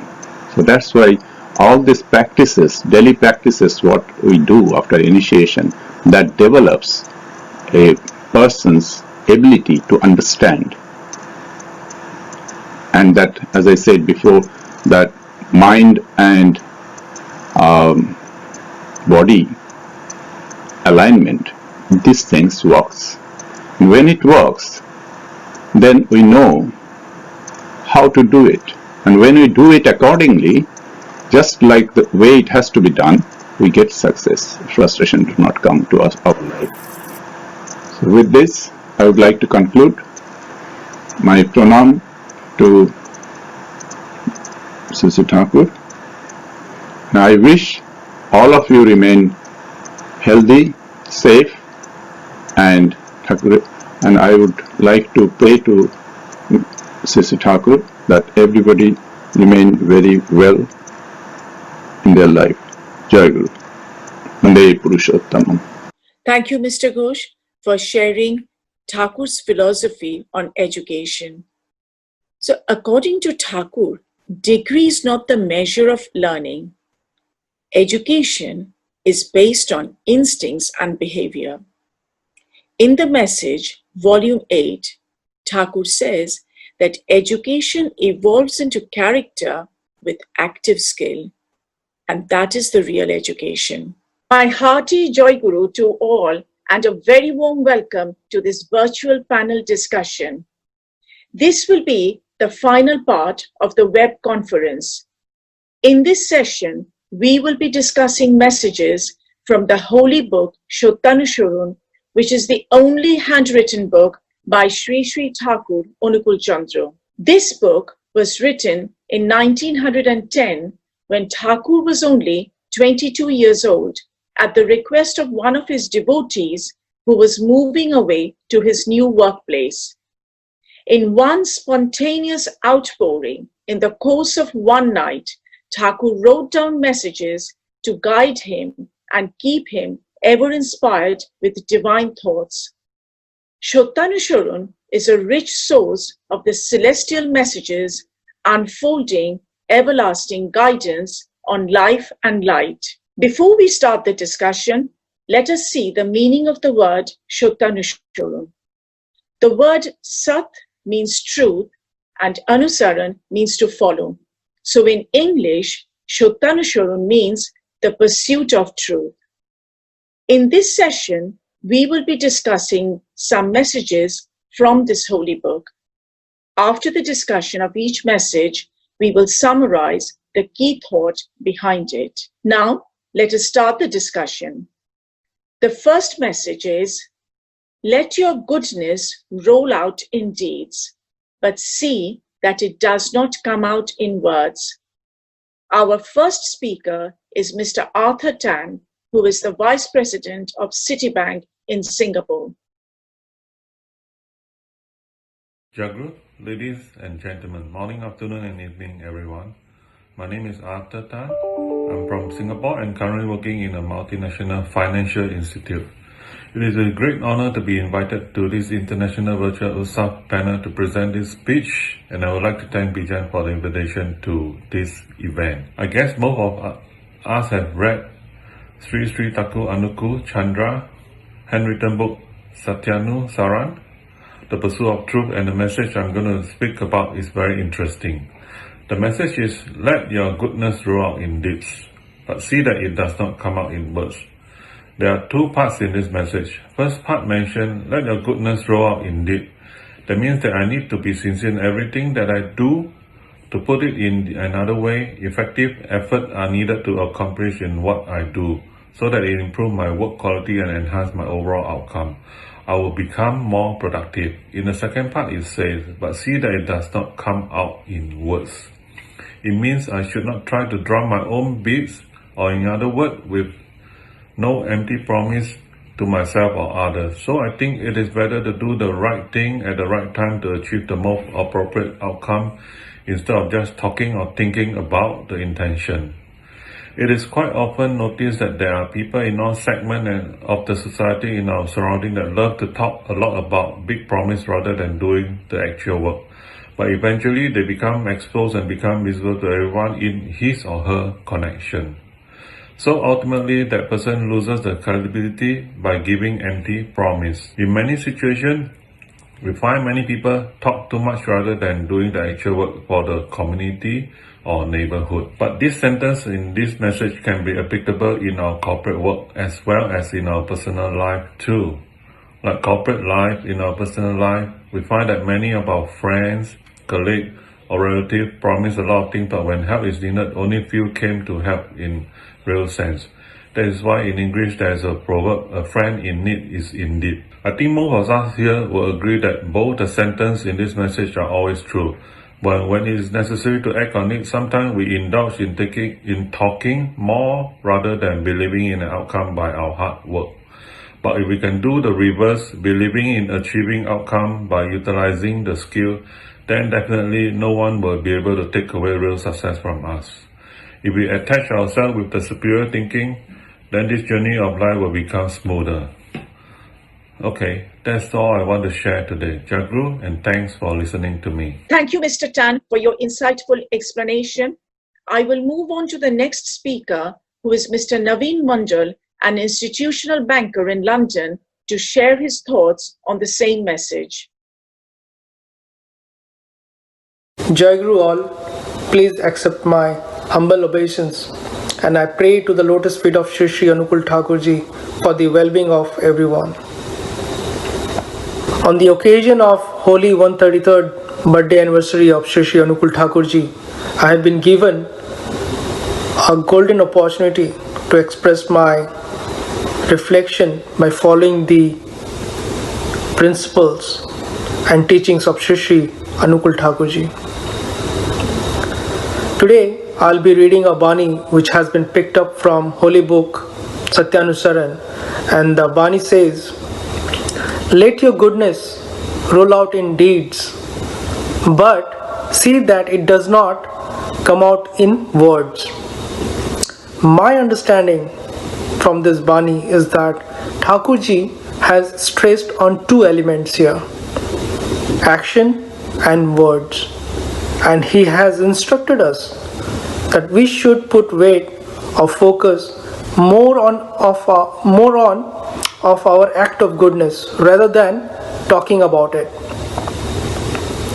When we only keep saying good things without actually reflecting those acts of goodness in our action, lead us to pride, makes us egoistic. Generally, pride causes us to hold our head high in the world, to decorate our heads with tall hats, hairstyles, jewelry, and badges of authority. Removal of pride is said to be like opening the gates to spiritual wisdom. And so, those for whom spiritual life is a priority, try to limit their pride in various ways.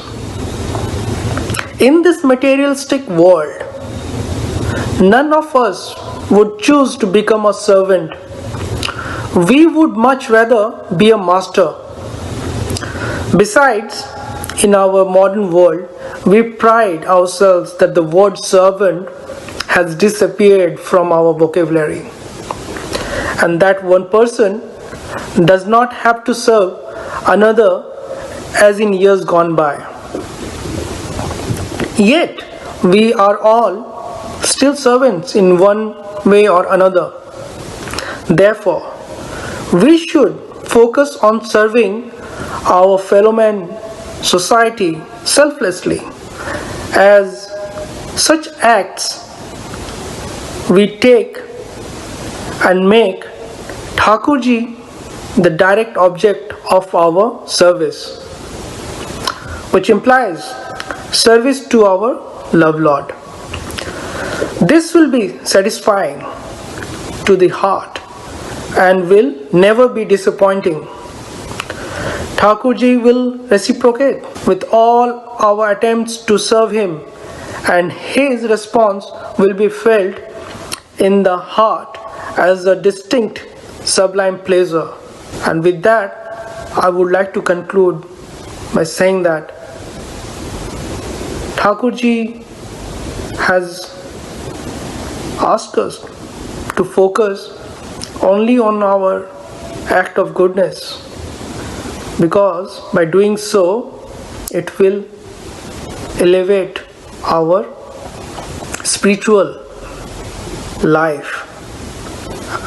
And we should not just keep talking about those acts of goodness. With that, I would stop here and say Jai Guru. Thank you, Mr. Mondal, for sharing your understanding of the message. Now let's recap the key thoughts for each of the speakers. Mr. Tan, you have mentioned on the effective efforts that enriches productivity and quality of work. You have also mentioned that by talking too much and making empty promises, people eventually lose their credibility, and when it is necessary to act upon, we often talk more rather than believing in an outcome by our hard work. Mr. Mondal, you have mentioned about the two elements, action and words. When people express their deeds only in words, it develops into pride and ego. This becomes a barrier to our growth and development. Thank you, speakers. Now, Sri Sri Thakur, on a similar note, has said, "Let thy goodness blossom, but not in voice only, but in action." When we only focus on words, we become boastful by nature, as our inclination becomes more towards establishing ourselves. In the book, The Message, Volume 6, Thakur has said, "Conduct signifies induction. Therefore, it is our deeds or actions that instills the goodness within us and not just mere words."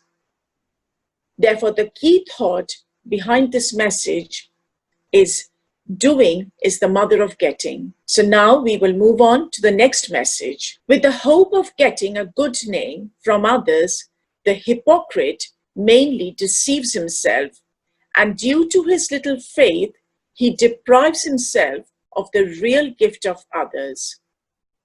Please can I request Mr. Obhijit Chaudhary from Newcastle, UK, to reflect his thoughts on this message.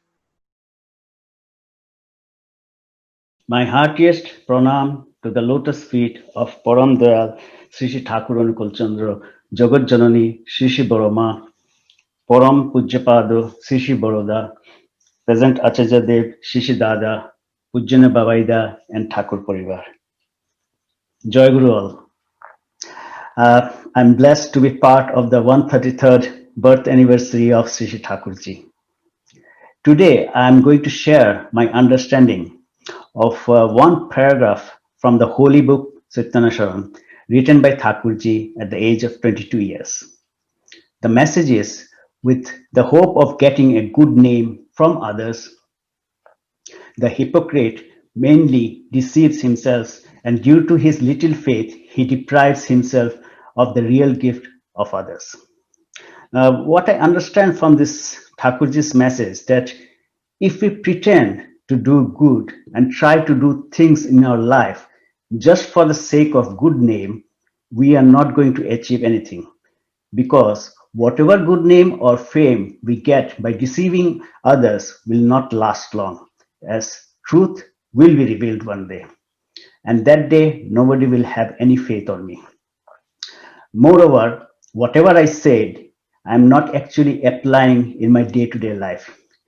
That reminds me another similar quote from Satyanusaran, that you may speak volumes, but you can never find real happiness unless you become truly elevated. I believe that if we love Thakurji truly, we cannot do anything wrong in life. For example, if I do Ishtrivati, meditation, morning, evening prayers, read Satyanusaran regularly, Thakurji will help me and guide me. And in case I am tempted to do anything wrong, my consciousness will stop me.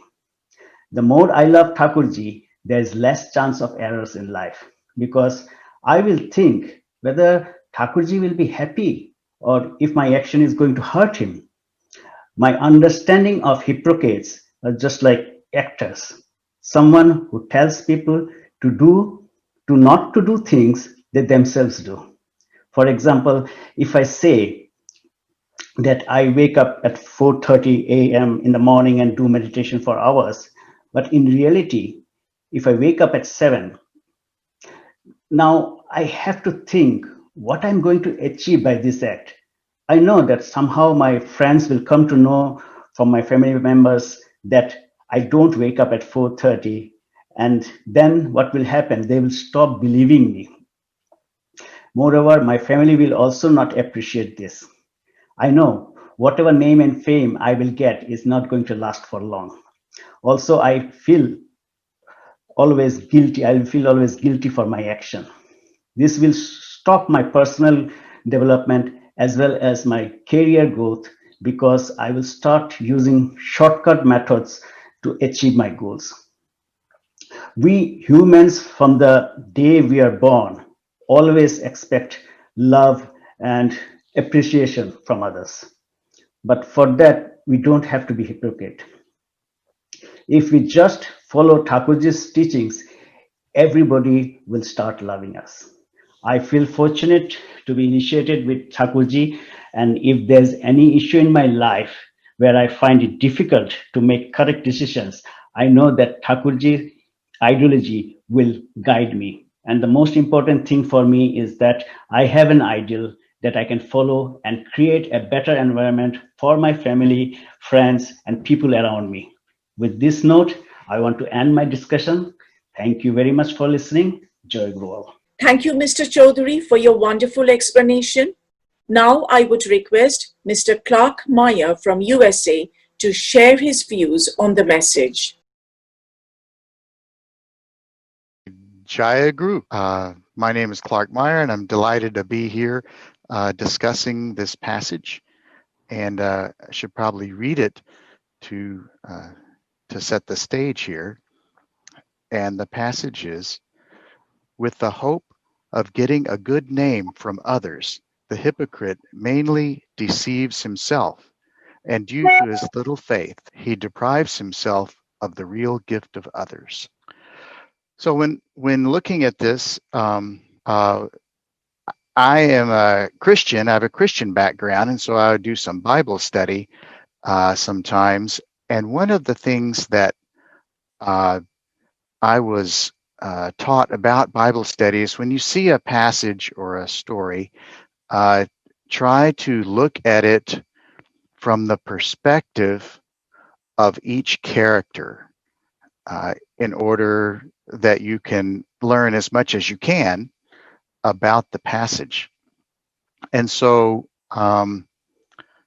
in this passage, even though it's very short, I see 4 characters. One would be the hypocrite. And when I think about this from the perspective of the hypocrite, I wonder, is he aware of his or her hypocrisy? He's probably trying to impress others. Well, why does he think that others will view him favorably? And who are his role models, and what do those role models believe? And what do they prioritize? So anyway, that's how I start looking at this, is from the point of view of the hypocrite that may not be aware of what he's doing, or maybe so. And the most obvious is something that the hypocrite says this is something that he has done that he really did not do, or the opposite. But it could also be priorities. Maybe the hypocrite says, this great thing is a priority for me, when really it's not a priority. Or, well, anyway, this actions are the most obvious, but also just general priorities. Usually when someone's being hypocritical, they are changing their priorities in order to be viewed favorably by others.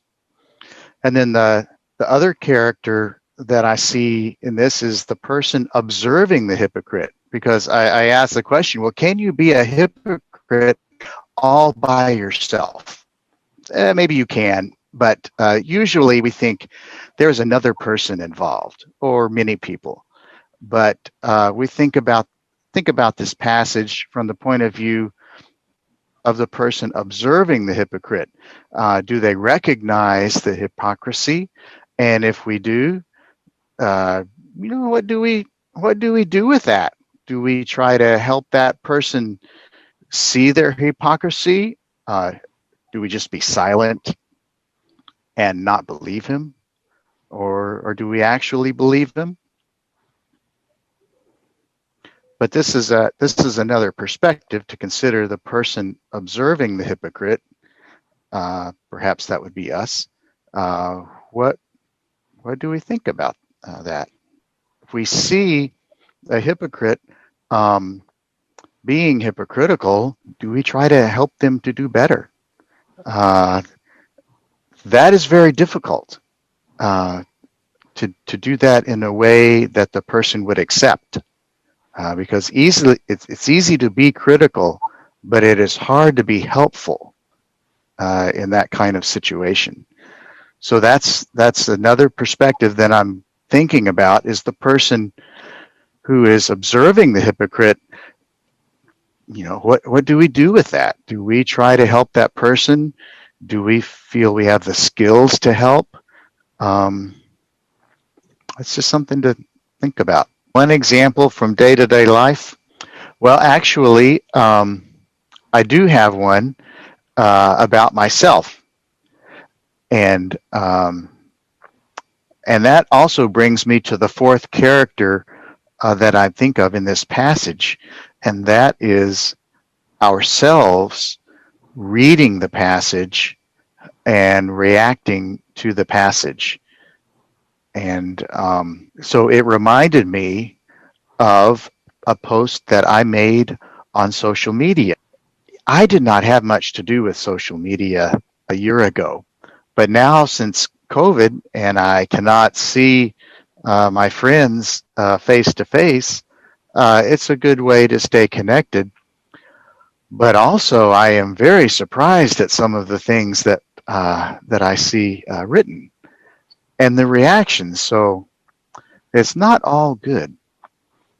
So my example is that I read a post from a friend. It was copied, and they said, I'm making this post so it will show back up in future the memory of my timeline. Today is 2 days after the 2020 US presidential election. Gasoline is $1.80. Interest rates are 2.6%. Stock market is 27,000. Even though we're in the middle of COVID, GDP was up 33%. So, and it goes on, but this person has listed all of these things that are good right now, and let's compare that to in a year to see.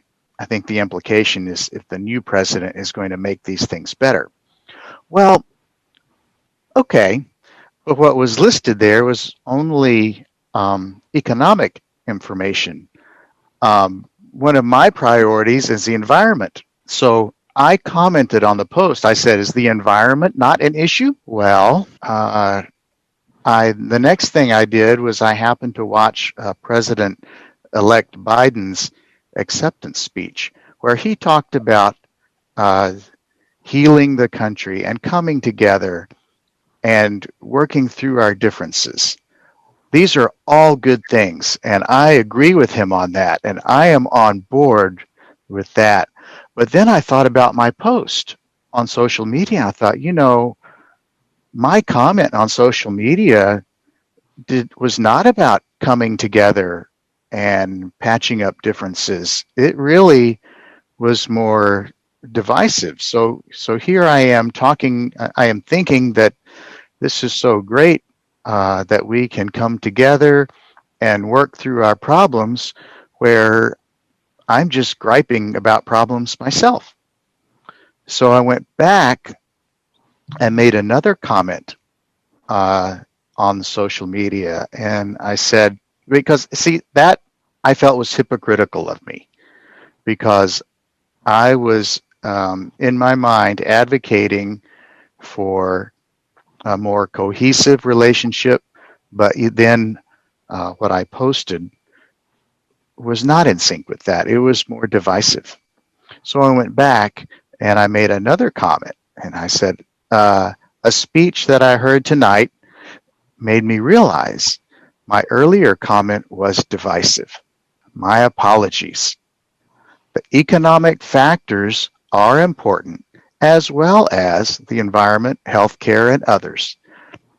Let's hope that we can make progress on many fronts. So what I did there was I still expressed my opinion, but I did not do it in a way that was so divisive. And I acknowledged the other person's opinion. So that's one example from, I guess it was last week, where I saw myself being hypocritical. And those things are hard to catch. I was pretty lucky to catch that one, but usually it's pretty hard. Yeah, on that phrase, depriving yourself of the real gift of others. Yeah, I think that means depriving yourself of a closer and more intimate relationship.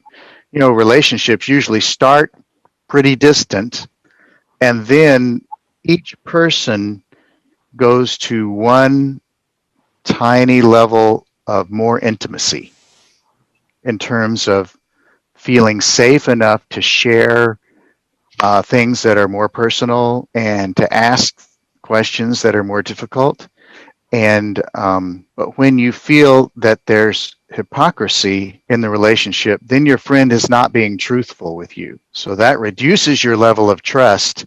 That is going to make the relationship more distant, because now there is mistrust, and then you are depriving yourself of those close relationships.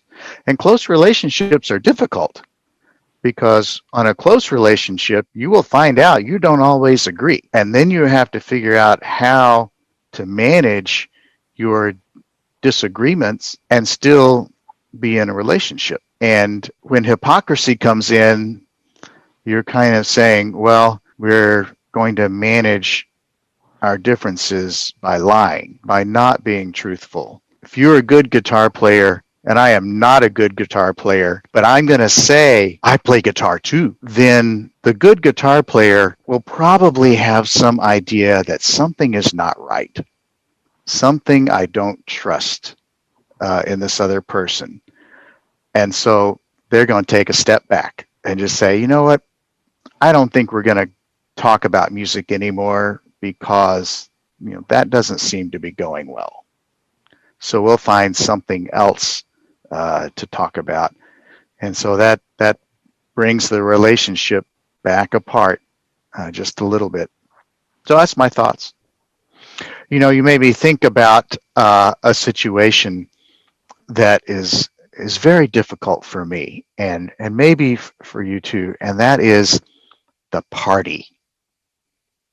So I mean, when you're going to a party and you know some people there and you don't know some people there, and maybe there are 20, 30, 40 people at the party, you will end up feeling left out, easily left out. There's so many people to talk to, people talking to other people.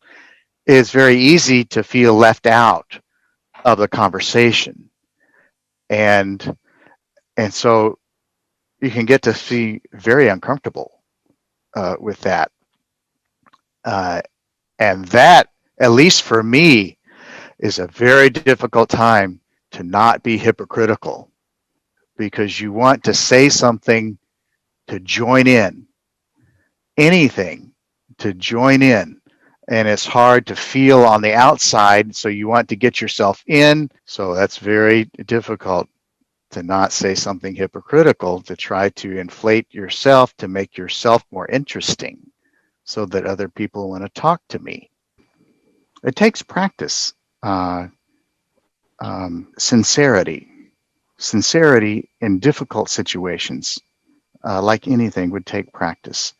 And you can see that in my social media example, that I discovered that I made a mistake, that I was not my best self in that post on Facebook. And one lesson that I have learned in a wonderful seminar years ago is, when you make one of these acts that you know is not your best self, you go back and clean it up. I learned it originally with lying.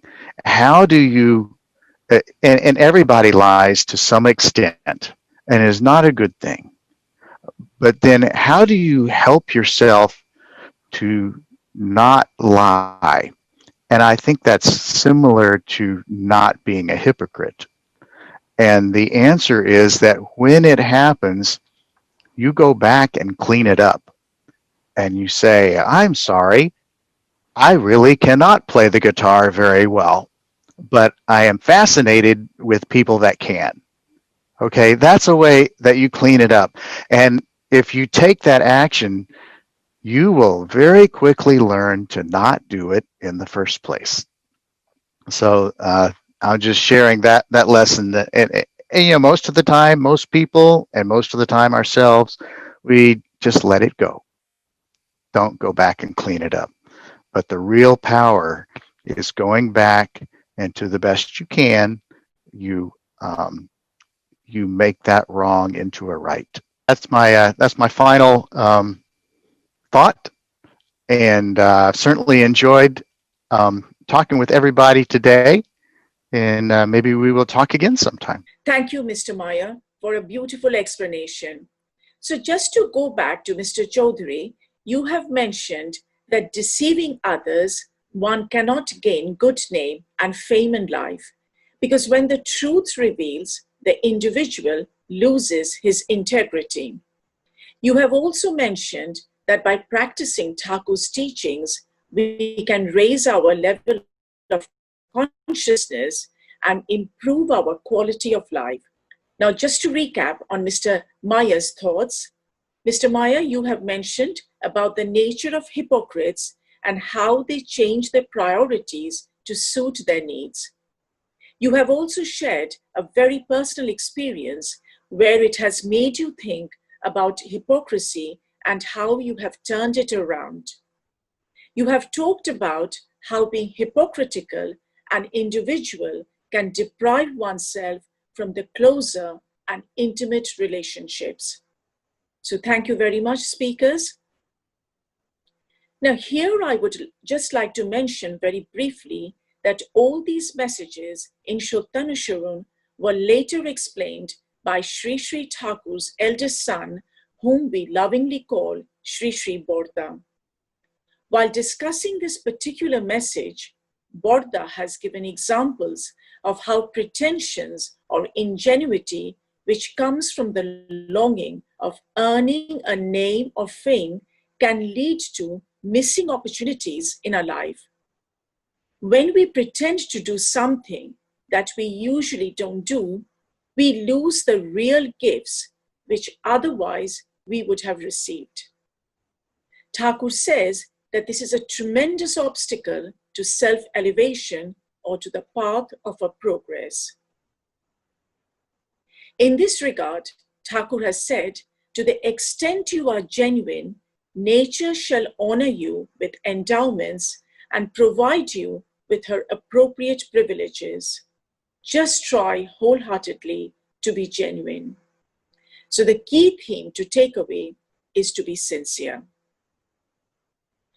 Now I will go to the next message.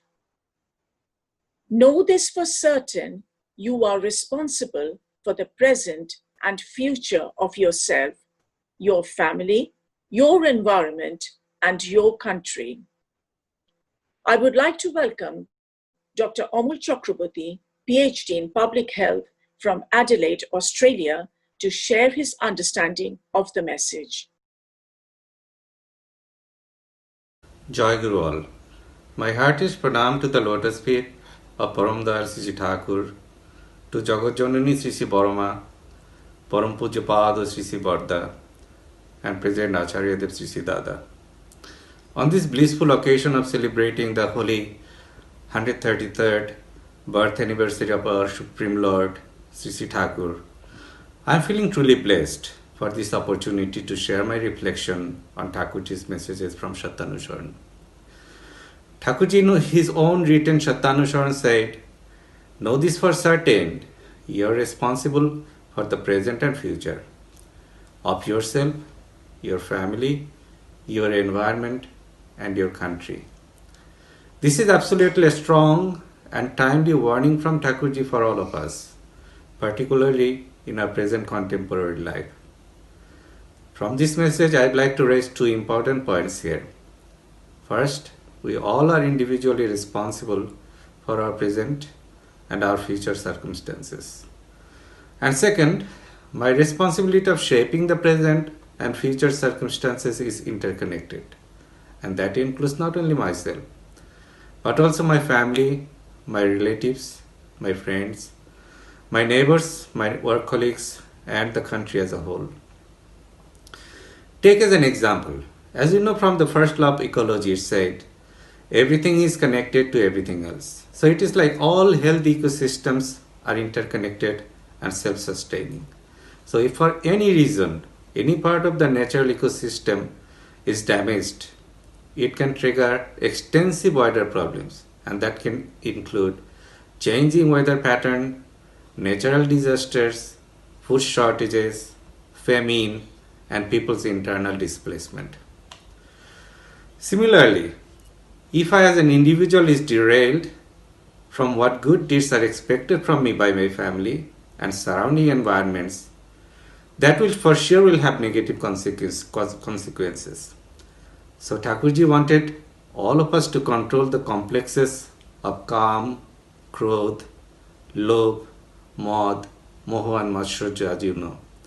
Because most of our lifetime is usually driven by these complexes, which are often the root causes of many of our problems.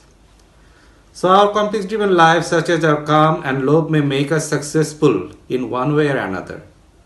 For example, working hard just to earn a lot of money, big houses, and luxury cars, but at the same time not giving enough attention to our family and to our children's all-around development, and which will bring enormous issues within our family. So it is not only just ideal to stay focused on myself and my family, but also we need to go out and focus on our surrounding environment. So we may have a good family and children may avoid us as the parents, but our children will be mixing with many other children where a lot of temptations are available. In many instances we hear stories that many kids in high school, for example, are addicted to drugs. So Thakurji therefore said, "Paraporshi tor nipat jabe, tui ঘরে সুখ খাবি বুঝি, যা ছুটে যা ওদের কাছে, ওরাই যে তোর বাঁচার পুঁজি." Thakurji wanted everyone in the society to be ideal-centric. So if each individual and their family become attached to a living ideal, like Sri Sri Thakur, that's when we could be able to build our surrounding environment strong and ideal as well. So practicing every day what Thakurji taught us can not only transform us to become a better person, but also by doing jajan, we can help our friends, our neighbors, and our social environment to become better. So because we are dependent on each other. So this is best done when we follow a best realized teacher like Sri Sri Thakur, who knows everything. So let us, friends, keep attached to our Supreme Lord Sri Sri Thakur by following his teachings and also sharing him with our environments for being and becoming. Thank you for listening, and Jai Guru. Mr. Chakraborty, you have explained the message very eloquently. We will now go to Bristol in UK, and I would like to request Mr. Omio Shahu to discuss the message. Jai Guru all. Today, the holy message from Satyanusaran on which I am going to discuss is, know this for certain, you are responsible for the present and future of yourself, your family, your environment and your country. Though the message appears to be very simple from reading, but it has almost encompassed the true character of a good human being, which is what Sri Sri Thakur emphasized throughout his life, to build a good society, a good nation where there is prosperity and happiness. It is all about laying a solid foundation at the root of the cause. Sri Sri Thakur believes if we look for a better society to live in, every individual has to take that responsibility. There is no magic wand or miracle can bring everything into place. To make this happen, there is no need to change the whole world at first go. First, we have to bring in the change in ourselves, and then you will feel you have started changing the whole world, because we are very much part of the same world. With our good behavior and manner, if even a single person changes, that change will radiate to thousands and thousands of others. Then you will become an example and a triggering point for a revolution which can give birth to a totally new kind of society. Here, Sri Sri Thakur also mentions that I am responsible for my environment. It does not necessarily mean in geographical terms. It could be within your family, friends or relatives. It could be your professional environment. It is basically my behavioral atmosphere with my immediate environment, how I behaved and acted in my day-to-day life. My prosperity of life in future solely depends upon how I act today, how I build myself, my family and my society as a whole, within which the rest of my life will move around. For example, if I think of a better future, whether it is my professional career, my health, my wealth or whatever, then I have to start building on it today. Similarly, if I look for a better society where I will live and my children will be living and grow, and then that foundation has to be laid today, starting with myself. Else, there is a saying, if you do what you have been doing, you will get what you have been getting. There is no respite from it. Being a good human being is a prerequisite if we want to lead a purposeful life. It is only then our action would have a positive effect on the rest of the society, and that is life all about. I must have that character to contribute my goodness and abilities in the development of the society. That should be my principle and ideology throughout my life. If we are successful at becoming a good human being, then we can be as successful at whatever we try to do. Human being outside the society is like a tree without fruits.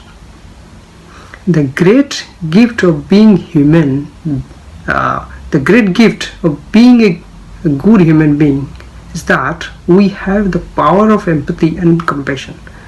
Being good and becoming good as an individual, and that goodness within us will radiate through fragrance of love and compassion from individual to the immediate environment. And contrary to this, if we act or behave otherwise, not only I bring misery to myself, my immediate family, but also to the whole society. Slowly and slowly, the whole environment and society becomes a miserable place to live in. And few lines prior to this holy message, Sri Sri Thakur also mentions, if you be bad, you will find no one to sympathize with you in your distress, because being bad, you have made the whole environment bad. It is like a community transmission, like present pandemic. Now the question is, how will an individual will transform or orient himself towards a better individual? For that, Sri Sri Thakur has given 5 golden principles: Jajan, Jajan, Ishtavriti, Swastain and Sadachar. And following these 5 principles of Sri Sri Thakur will certainly helps us from a good individual to a better individual.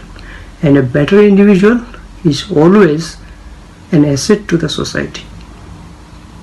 I would like to conclude in saying this again: be a positive force to the change, to yourself, for your family, your community, and the society as a whole. Because I believe if every society prospers, no doubt the nation as a whole will prosper by itself. I would like my other panel members to throw more light on this message, and any questions, please write in the chat box and we will be glad to answer them. Thank you. Thank you, Mr. Shahu, for your wonderful explanation. So let me just go back to Mr. Chakraborty. Mr. Chakraborty, you have clearly mentioned about a strong and timely warning as Thakur starts the message with a lot of conviction. Know this for certain. You have also talked about how responsibility of shaping the future is interconnected and how all the interconnections depend on our sustenance. So now if we reflect on Mr. Shahu's message, Mr. Sahu, you have raised a very valid point where you have spoken about change. In order to bring about the bigger change in the society and the environment, we first need to change ourselves. So thank you, speakers. In this regard, Thakur has said, conscientious sympathetic service swells into knowledge, intelligence, and presence of mind. Thakur has also said, so if you love to live and grow, then let others do. Live and grow and serve them accordingly. Your existence will be nurtured in that way, and that nurture will be the asset of your life. So the key theme is we need to be accountable for our actions. With this, I would like to conclude our panel discussion.